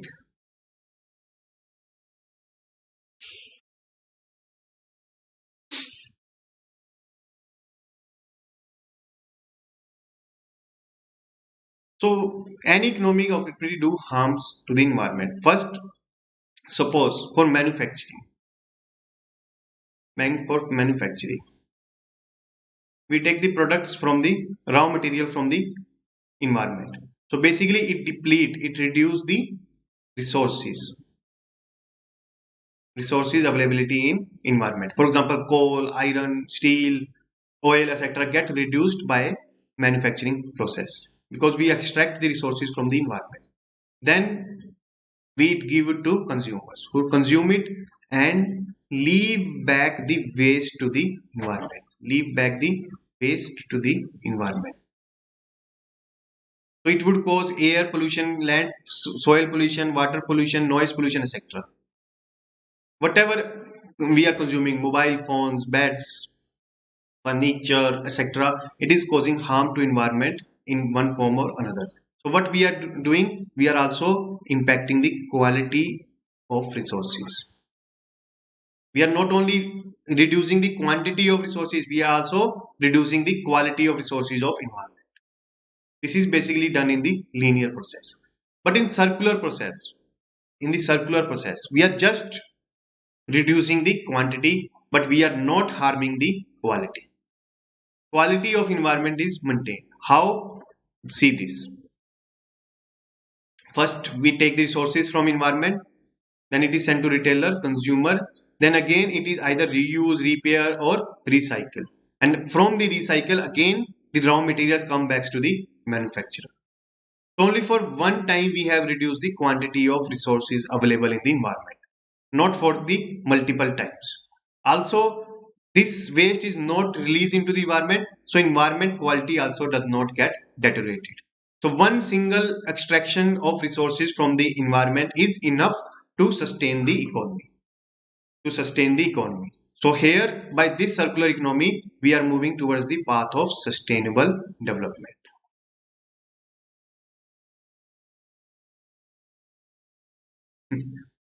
So Sarang is saying that take breaks, sir. Actually, that is my profession to speak continuously, and that is not the issue. Thing is whether you are able to understand or not. Do I too fast? Kindly let me know. Do I too fast? Or are you not able to understand the thing I'm teaching? Kindly let me know.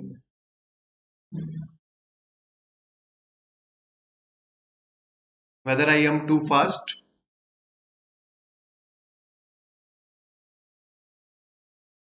Parveen is also saying to chip butter. Okay, okay. Let me know, kindly let me know whether I'm too fast or not. No. Actually, I have to be speak continuously. Otherwise, the topics may not get covered because these topics correct speed. Okay, okay. Otherwise, topics may not get covered in the class. Otherwise, if I do not speak it continuously, then topics may not get covered. Okay, it's good. Okay, sir. Everything going fine. Thank you. Thank you very much, everyone, for the quick response. So this is basically the circular economy. So one time we would extract the resources from the environment, and then that resources would be enough to fulfill our economic needs. So what are the benefits? It fulfills the need for raw materials. We discuss. The output comes back in the form of input. We discuss. Efficient utilization of resources. We discuss. Help industry in earning profits 3 to 5% of their turnover because they get the resources back. And these recycle raw material is cheaper. That's why Apple is using recycle aluminium because it is cheaper. It reduces the cost of the iPhone. That's why Apple is using recycle raw material. And definitely we have discussed that it would increase the shelf life of the product, quality would increase, cost would decrease, there would be flexibility in the production, and also sustainability would be there. So for environment there would be lesser air, water and land pollution. For consumer, the price would reduce, longer shelf life, efficient products, all we have discussed. And what is the global response? Germany, Japan, they are making it binding principle for reorganizing its economy because they are just restructuring their economy. How? First, their economy was based on coal and oil power plants. Now their economy would be based on renewable energy power plants. Earlier, their economy was based on linear process. Now their economy would be based on circular process. So they have made it as a binding principle in their policy framework for restructuring their economy. Similarly, Canada also is doing the same. China even made a circular economy promotional law. Sustainable development goals not directly mention circular economy, but it includes many related ambitions. For India, the National Productivity Council, that is an autonomous organization under Ministry of Commerce and Industry, it has held an productivity week in 2019, which themed for circular economy for productivity and sustainability. Digital India program also has a component of recycling of electronic waste. Similarly, Swachh Bharat Mission also talks about making wealth out of the waste. That is making gold from garbage. These kind of keywords they often use. And India has a huge potential. Why? Because only 20% of the total waste is recycled. So 80% waste is still left unrecycled. So MSME can capture this 80% waste market. They can use this waste as raw material and come out with a product which is act as again as raw material for another industry. What do I mean? Let me explain. So suppose you order Hindu newspaper. After reading it, you throw into the scrap, and this scrap is then given to MSME. For MSME, this is raw material, okay? And then this MSME would turn this scrap newspaper into new paper, new blank paper. And this new blank paper would be given to the newspaper, that is again to the Hindu. So this new blank paper would be raw material for the Hindu. So MSME is taking scrap as raw material, converting it into a product that would act again as a raw material for the industry. Now this is the decide, that is an acronym that Modi ji hugely love. So maybe UPSC also start loving acronyms. So this is the process, some steps which has been which has been advocated for circular economy to get succeeded. So design process for refurbishment and easy cycling, educating massing on circular economy and its benefit, collaborative models for smooth implementation, innovative products, digitization, energy efficiency, etc. So these are other solutions like innovative financing model, partnership business model, etc. But they might be taking the class first time, so don't know much about the class norms and requirement. We have to take seriously the circle. Yes, we have to take this seriously. We have to take this seriously. Yes, you're absolutely right. And there was this is the main question for you to write. Yes, Jannat has talked about AIM. This is basically the Atal Innovation Mission that comes under Niti Aayog. You should remember this. This comes under Niti Aayog, not under any other ministry. It is being implemented by Niti Aayog, and it is meant to foster research in the country, because we are very much lacking in the research. And I've told you, innovation is the key determinant of economic growth. Technology is the enabler of power. More the technology is in your hand, more the power you would have. So if India wants to be emerged as a economically developed country, if India wants to emerge as a major power in this world, research and technology development is quite essential. That's why under Niti Aayog, this program has been launched to promote research in this country. Now coming to the Reserve Bank of India has studied state government finances. Recently, RBI has come out with a report, and it has analyzed the state government finances. And what this report says, in 2021, that is in suppose Feb 2020, when budgets of most of the states were presented, at that time only half of the states of this country have breached the 3% threshold. You all know Fiscal Responsibility and Fiscal Responsibility and Budget Management Act says fiscal deficit should be less than 3% of GDP. 3% of GDP. Fiscal deficit simply means debt, debt, government की उधार. That should not exceed the 3% of GDP. GDP means total income of all the people living in this country. So kindly remember, government debt is equal to people's debt. What do I mean by this statement? Government debt is equal to people debt, because government is not a business entity. Government is not a business entity where it is earning profits and it would pay off the debts out of profits. No, it would pay the debt out of your pockets. Your pockets. Whatever you are earning, government would take a share in it in the form of taxes, and out of these taxes it would pay the debts. Government debt is people's debt, and that's why Act says it should not exceed the 3% of GDP. What it means, the total income of the Indians. Suppose Indians are earning, suppose 100 rupees, only 3 rupees the government can borrow. So our pocket would be loosened by the government by rupees 3, only 3%. So that we are not to put heavy burden of debt on our shoulders. That's why this limit has been put on, कि हम पर कल को बोझ ना पड़ जाए government का डेप्ट का. दैट्स वाई ये सीलिंग दी गई है. But due to COVID-19 pandemic, this fiscal deficit would get doubled in 2021. Take the factual case.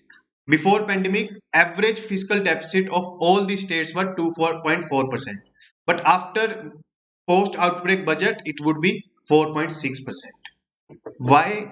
What it indicates? It would have states would have a constrained fiscal space. What does it mean?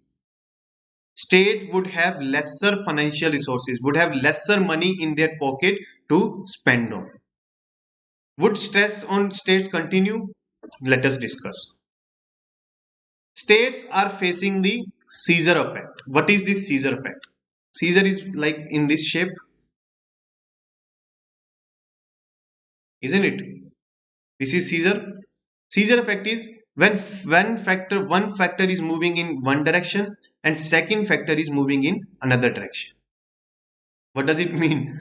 You may get confused. See, taxes are expenditure is moving in this direction, that is it is increasing. Taxes are decreasing. Why? Because economy is decreasing, you are earning less amount of money, you are paying less amount of taxes. Due to COVID-19, you have to increase expenditure on health, insurance, etc. So your expenditure is increasing. And also you need to increase expenditure to revive the economy. So expenditure is increasing, taxes are decreasing. Effect is increasing debt.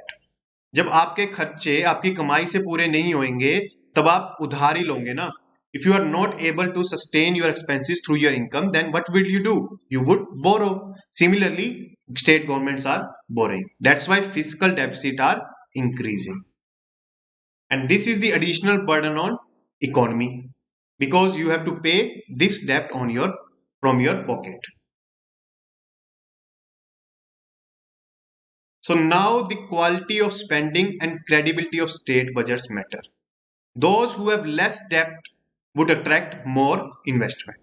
Because companies get assured that government has lesser debt, they would not steal the money out of the hands of the people. So that money would be spent on the products of that companies. तब Amazon, Flipkart को पता है कि अब government आपकी जेब से पैसा नहीं निकालेगी, तो आपकी जेब से पैसा कौन निकालेगा? Companies. Advertisement say to induce you to buy their products. So the credibility of the state budget matters and quality because you are taking debt. So the quality matters. From where you are spending this money. You are spending this money on subsidies, on loan waivers, on electric dues waivers, etc., or on quality matters like education, health, infrastructure, etc. If you are spending on education, health, infrastructure, then it would give a return. How it would give a return? It would increase your income. It would increase your income and you would able to pay off this debt by taxes. Okay. So we have already discussed GDP decrease, tax revenue decrease, and it would be reduced for next few years. And we have discussed the Caesar effect and all. Investment projects may get on hold because of less revenue available with the state governments.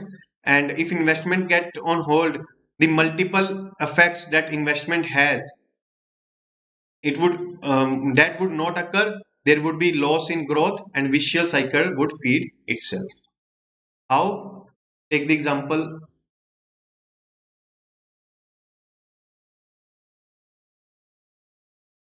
See, suppose state do investment in road. A road has been constructed. Suppose this is the Delhi and this is a village. And between Delhi and a village, suppose this village name is Rampur. Between Rampur and Delhi, a road has been constructed. And it would have a multiplier effect. How? First, to construct this road, you need workers. And these workers would come from this village. So there would be earning for these workers. Okay. And these workers would spend this money on goods and services. So shops would also get built up here.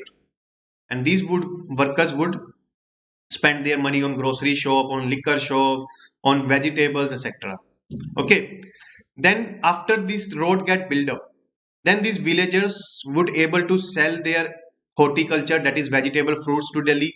They would able to sell their milk to Delhi, and by the income they earn from the selling of milk, horticulture products, etc., they would spend it in Delhi itself, or maybe at these shops, like purchasing grocery, purchasing mobile phone, laptops, etc. So the whole economy of Delhi and village get boosted. This is the multiplier effect. Single road can uplift the economy of both Delhi and village. So there is virtuous cycle. But if these investments are not done, then there would be vicious cycle, because there would be no such multiplier effect and economy would start having a free fall. Economy would continue to deteriorate.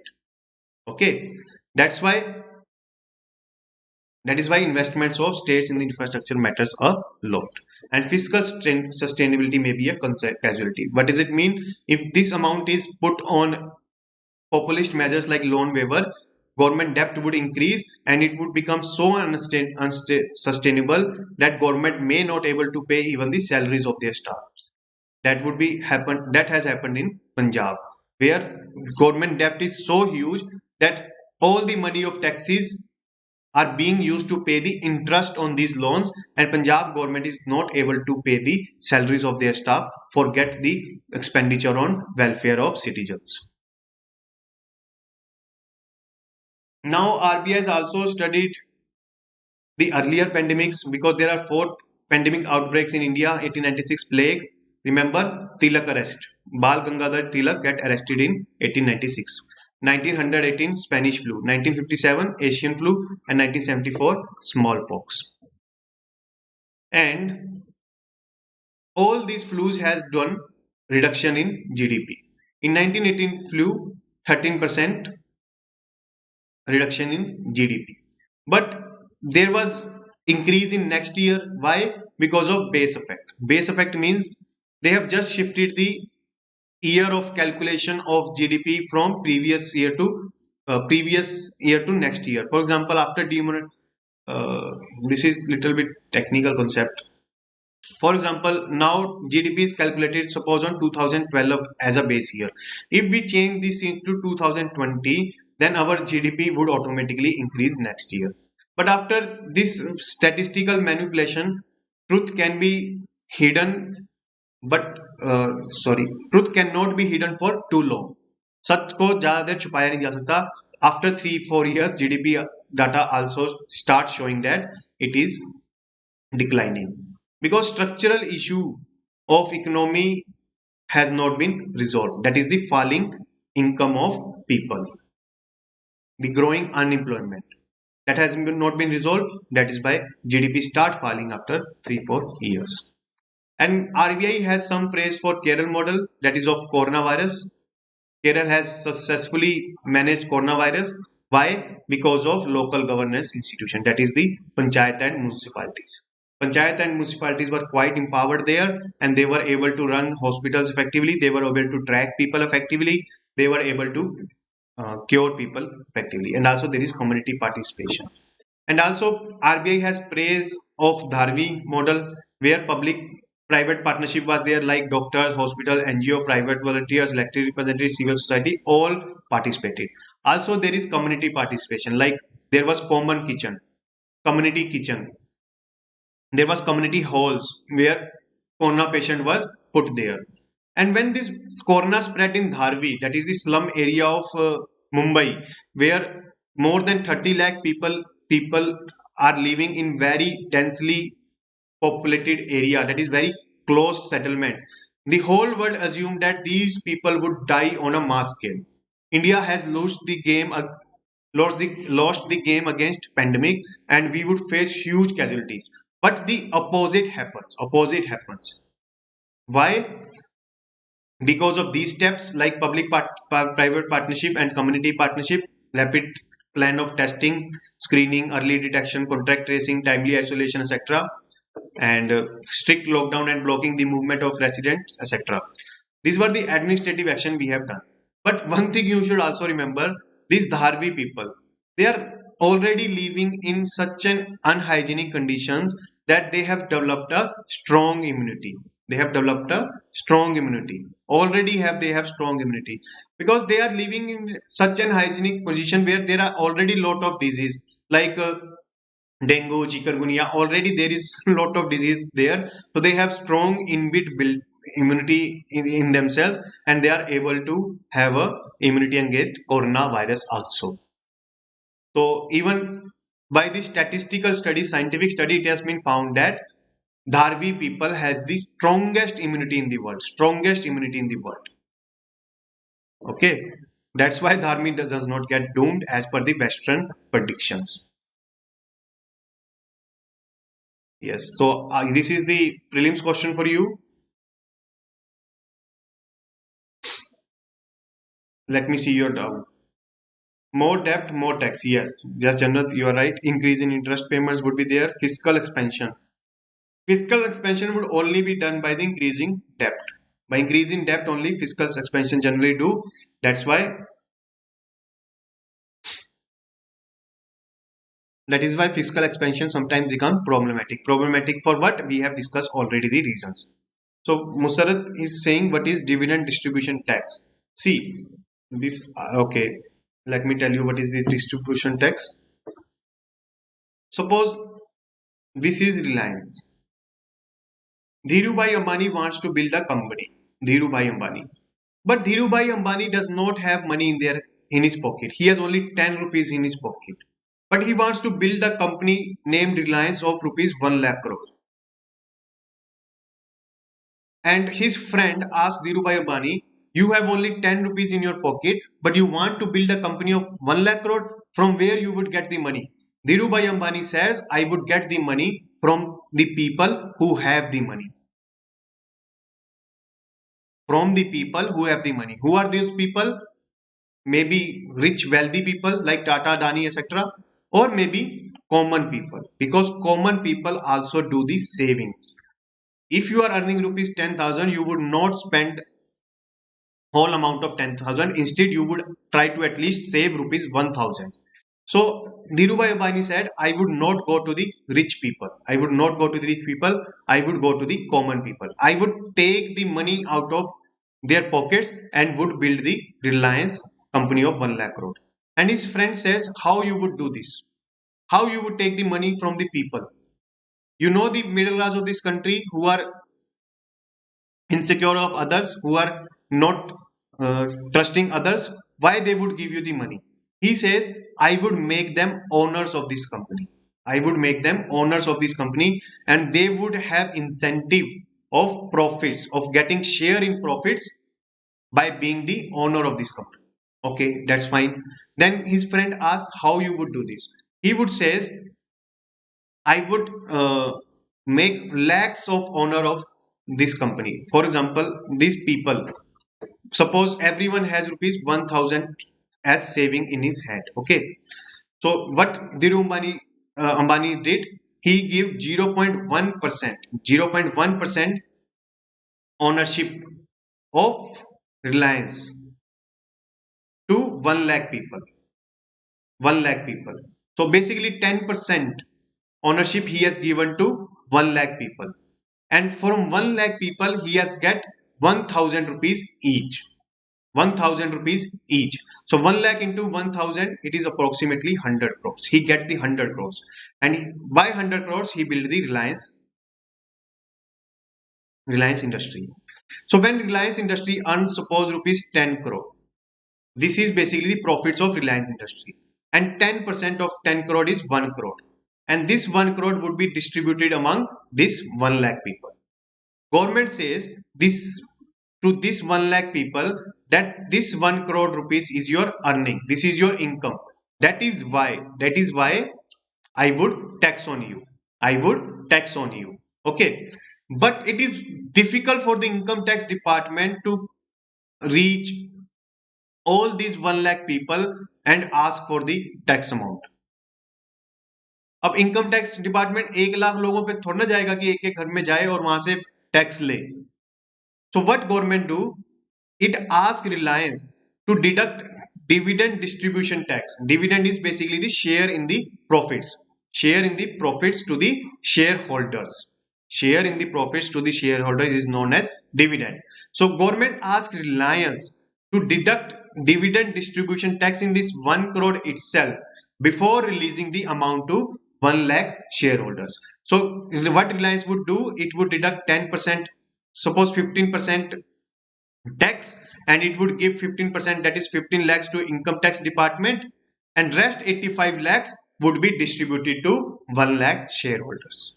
Is it clear to you what is dividend distribution tax?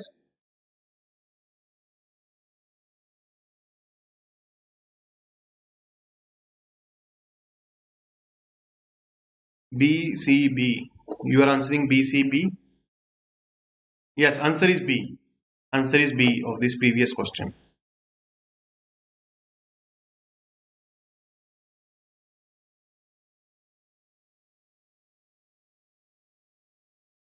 Okay. How the fiscal deficit could be increased? By reducing the expenditure and increasing the tax revenue. Okay. Now it has been clear. So now coming to the India USA 2+2 dialogue. Recently, Foreign Secretary and Defense Secretary of USA has come to India to sign certain agreements here. You all are aware of Mike Pompeo and his Defense Secretary colleague has come. That is as per, I think, Mark Esper, and we have discussed certain things with them. And USA has reiterated its supports towards India in territorial sovereignty, basically referring to the ongoing standoff between India and China. USA कह रहा है कि भाई तेरा साथ खड़ा है, China पंगा लेगा, एक फोन मारियो यूएसए आ जाएगा. Or also he's saying that if China create any noises in Indo-Pacific, we are not going to tolerate it. And also we are going to make China responsible for COVID-19 also. And basically the key points of this visit is India signed basic exchange and cooperation agreement. What does it mean? It would provide geospatial data collected from multiple sources like satellites, drones, aircrafts, etc. And this would improve the accuracy of Indian missiles. How? For example, see, like this is Balakot, okay? This is the terrorist target. And suppose our aircraft has been launched from India, okay? This is Balakot. And this is the aircraft we have launched. And missile is never dropped like at this position. That aircraft would be above the target and it would release the missile from here. No, missile is released from here at this position, like 90 kilometers away. Then it would hit the target. For this to happen, we require accurate position of the target. It has been alleged that in Balakot airstrike, we have not targeted the accurate place. We have missed the target. The terrorist has not been killed. It has been alleged. Okay. So, but we get this geospatial data from the Americans and we would get the precise location. And that's why our target would be precise. That is basically the objective of this VECA agreement. Okay. And there would be some license officer at each other establishment to enhance the information sharing regarding this. And there are 4 foundational military communication agreement between USA and India. And USA signed these 4 foundational military communication agreement with their allies. Because to its allies, USA sold its military equipment. And with military equipment, information is also shared regarding how to use that military equipment, how it is manufactured, how it is operated, what are its shortcomings, and what is the additional information like geospatial information it requires to get uploaded, etc. So to secure this military information, it signed these 4 foundational military communication agreement with its allies. And these agreements are General Security of Military Information Agreement, Logistics Exchange Memorandum of Agreement, Communication and Information Security Memorandum of Agreement, and 4th one is BECA. Okay. This first one, GSMOA, signed in 2002 during Atal Bihari Vajpayee. It was basically the sharing of classified information between US and India. Second is Komakasa.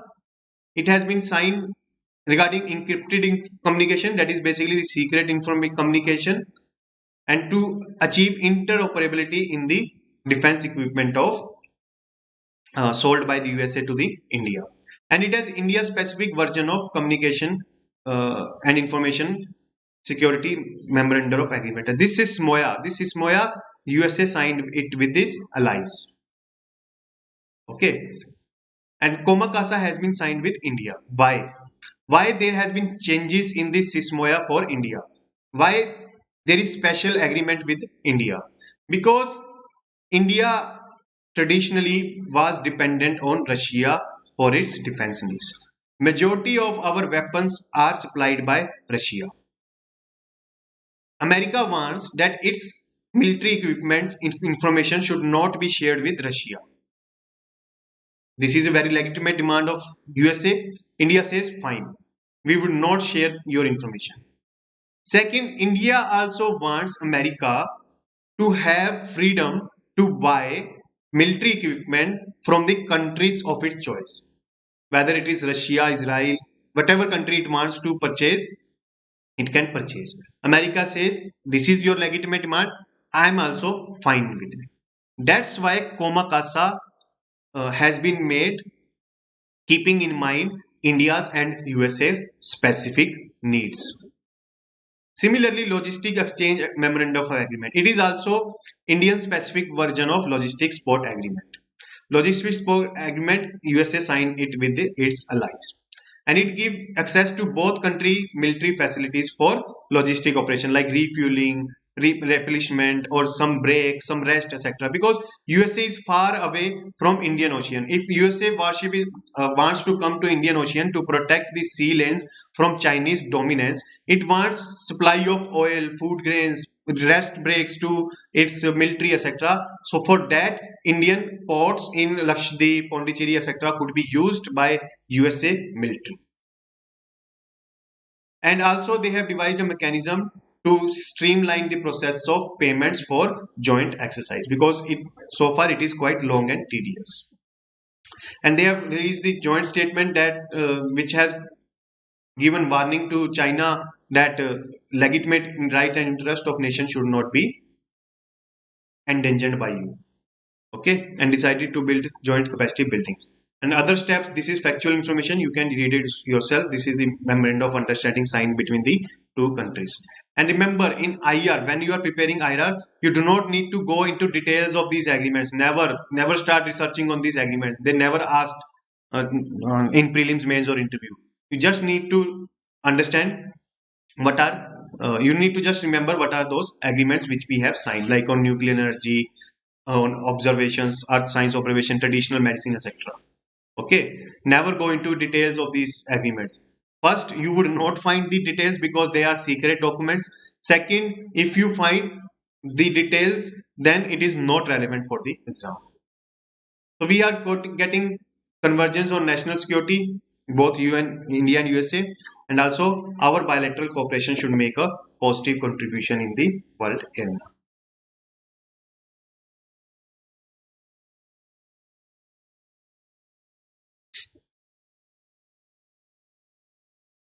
So I think one topic we should do, we should skip this prelims question. You can do it yourself because I would share the file to you. We should do one more topic and then we would uh, close the lecture. Okay. Now the question of DISCOM. DISCOM is of two words. Dis means distribution. Com means company. Com means company. So basically distribution company. What is this distribution company? See, in power sector, there is three players. First is generation company, who are producing the power from coal, oil, solar energy, wind energy, etc. Like National Thermal Power Corporation, NTPC. Second is transmission company, who are laying out the poles, electric wires, lines, etc. throughout the country to transmit the electricity from generation country to distribution company. Third is the distribution company, DISCOM. DISCOM is basically the, you can say, retailer shop. Hindustan Unilever is the generation company and your nearby retailer shop is the DISCOM company. DISCOM company basically take the electricity from generation company and it then sold it to final consumers, whether ordinary household consumer or industry consumer. All right. And these discom companies are under the control of state government. And these generation companies are under the control of union government or maybe under the control of private sector like Adani, Tata, all are producing power. But these state government run discom companies are in losses. Why they are in losses? I will let you know. And because of these losses, they are not able to repay the dues to generation company for the power they have purchased. They have purchased the power from generation companies. They are not, they have paid their dues.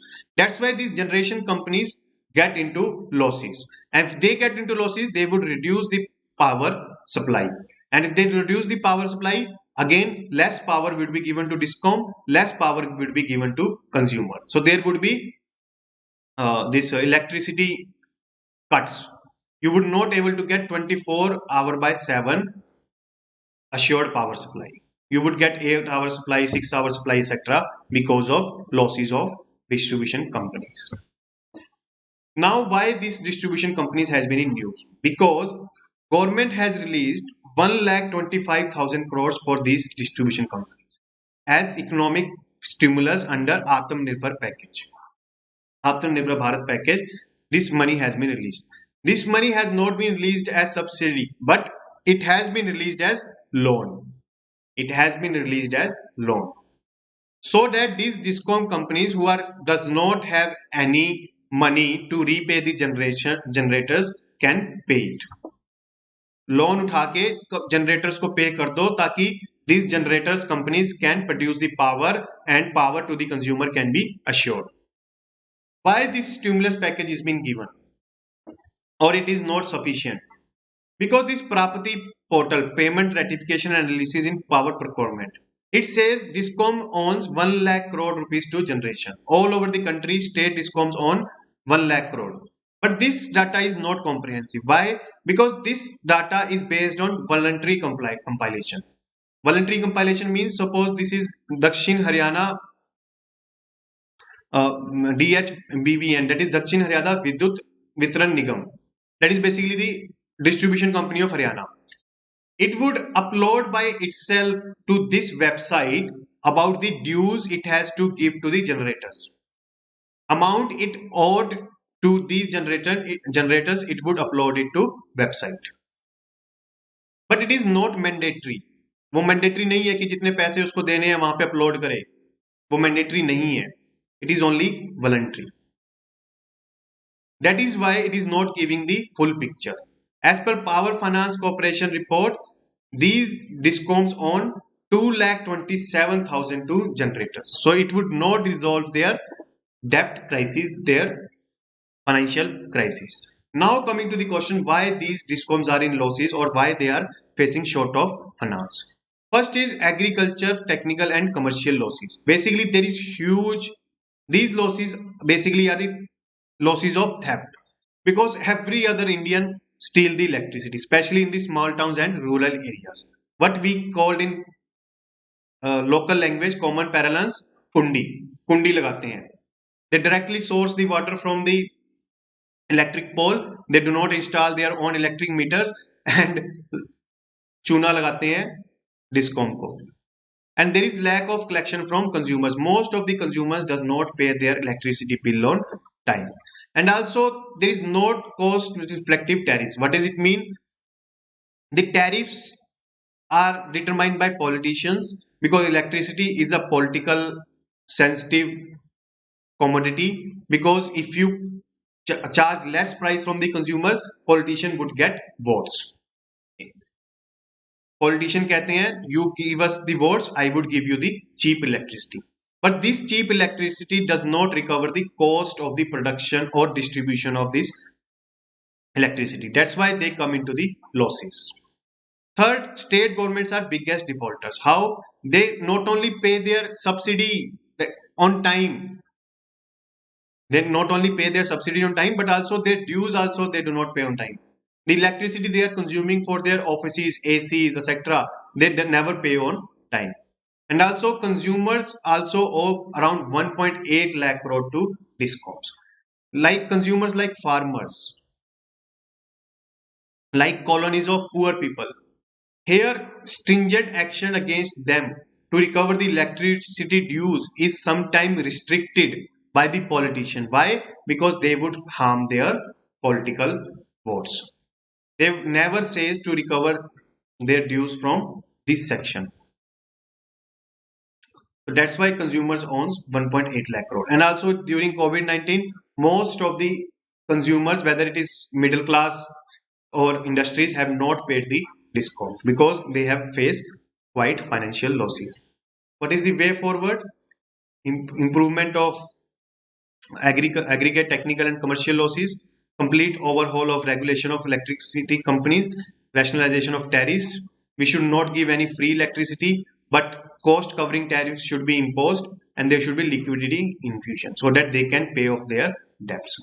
Liquidity means cash infusion. Liquidity, whenever this word come liquidity, always remember liquidity means cash. There should be cash in their hands so that they can pay their generators and can buy more power from them and can then sold it to consumers. Okay. Yes, subsidy is given on farmers, electricity to farmers. So only one or two topics are left that is we would cover in next class.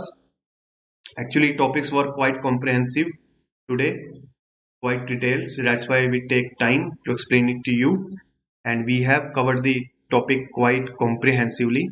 I think you would able to answer it in prelims, mains, and interview quite easily, and you would not face any problem while answering.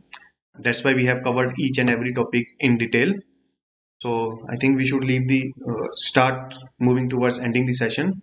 Let me kindly let me know any doubt you have, or we should, and else we would uh, end the session. And you can reach out to me at Mohit Bansal 258. This is a Telegram ID of mine. You can reach out to me for any kind of query you have, any kind of problem you face in your preparation, any concept you are not able to understand. You can reach out to me at this Telegram ID, and this is only meant for the interaction between you and me. Okay. Yeah. Okay. You have answered it. Yes. Answer is B. Answer is B. Good. Yes, Jannat and Ritik. Answer is B. You are all right. Okay. So I think we should end the session now. It is already greater than 2 hours 15 minutes. So thank you all of you.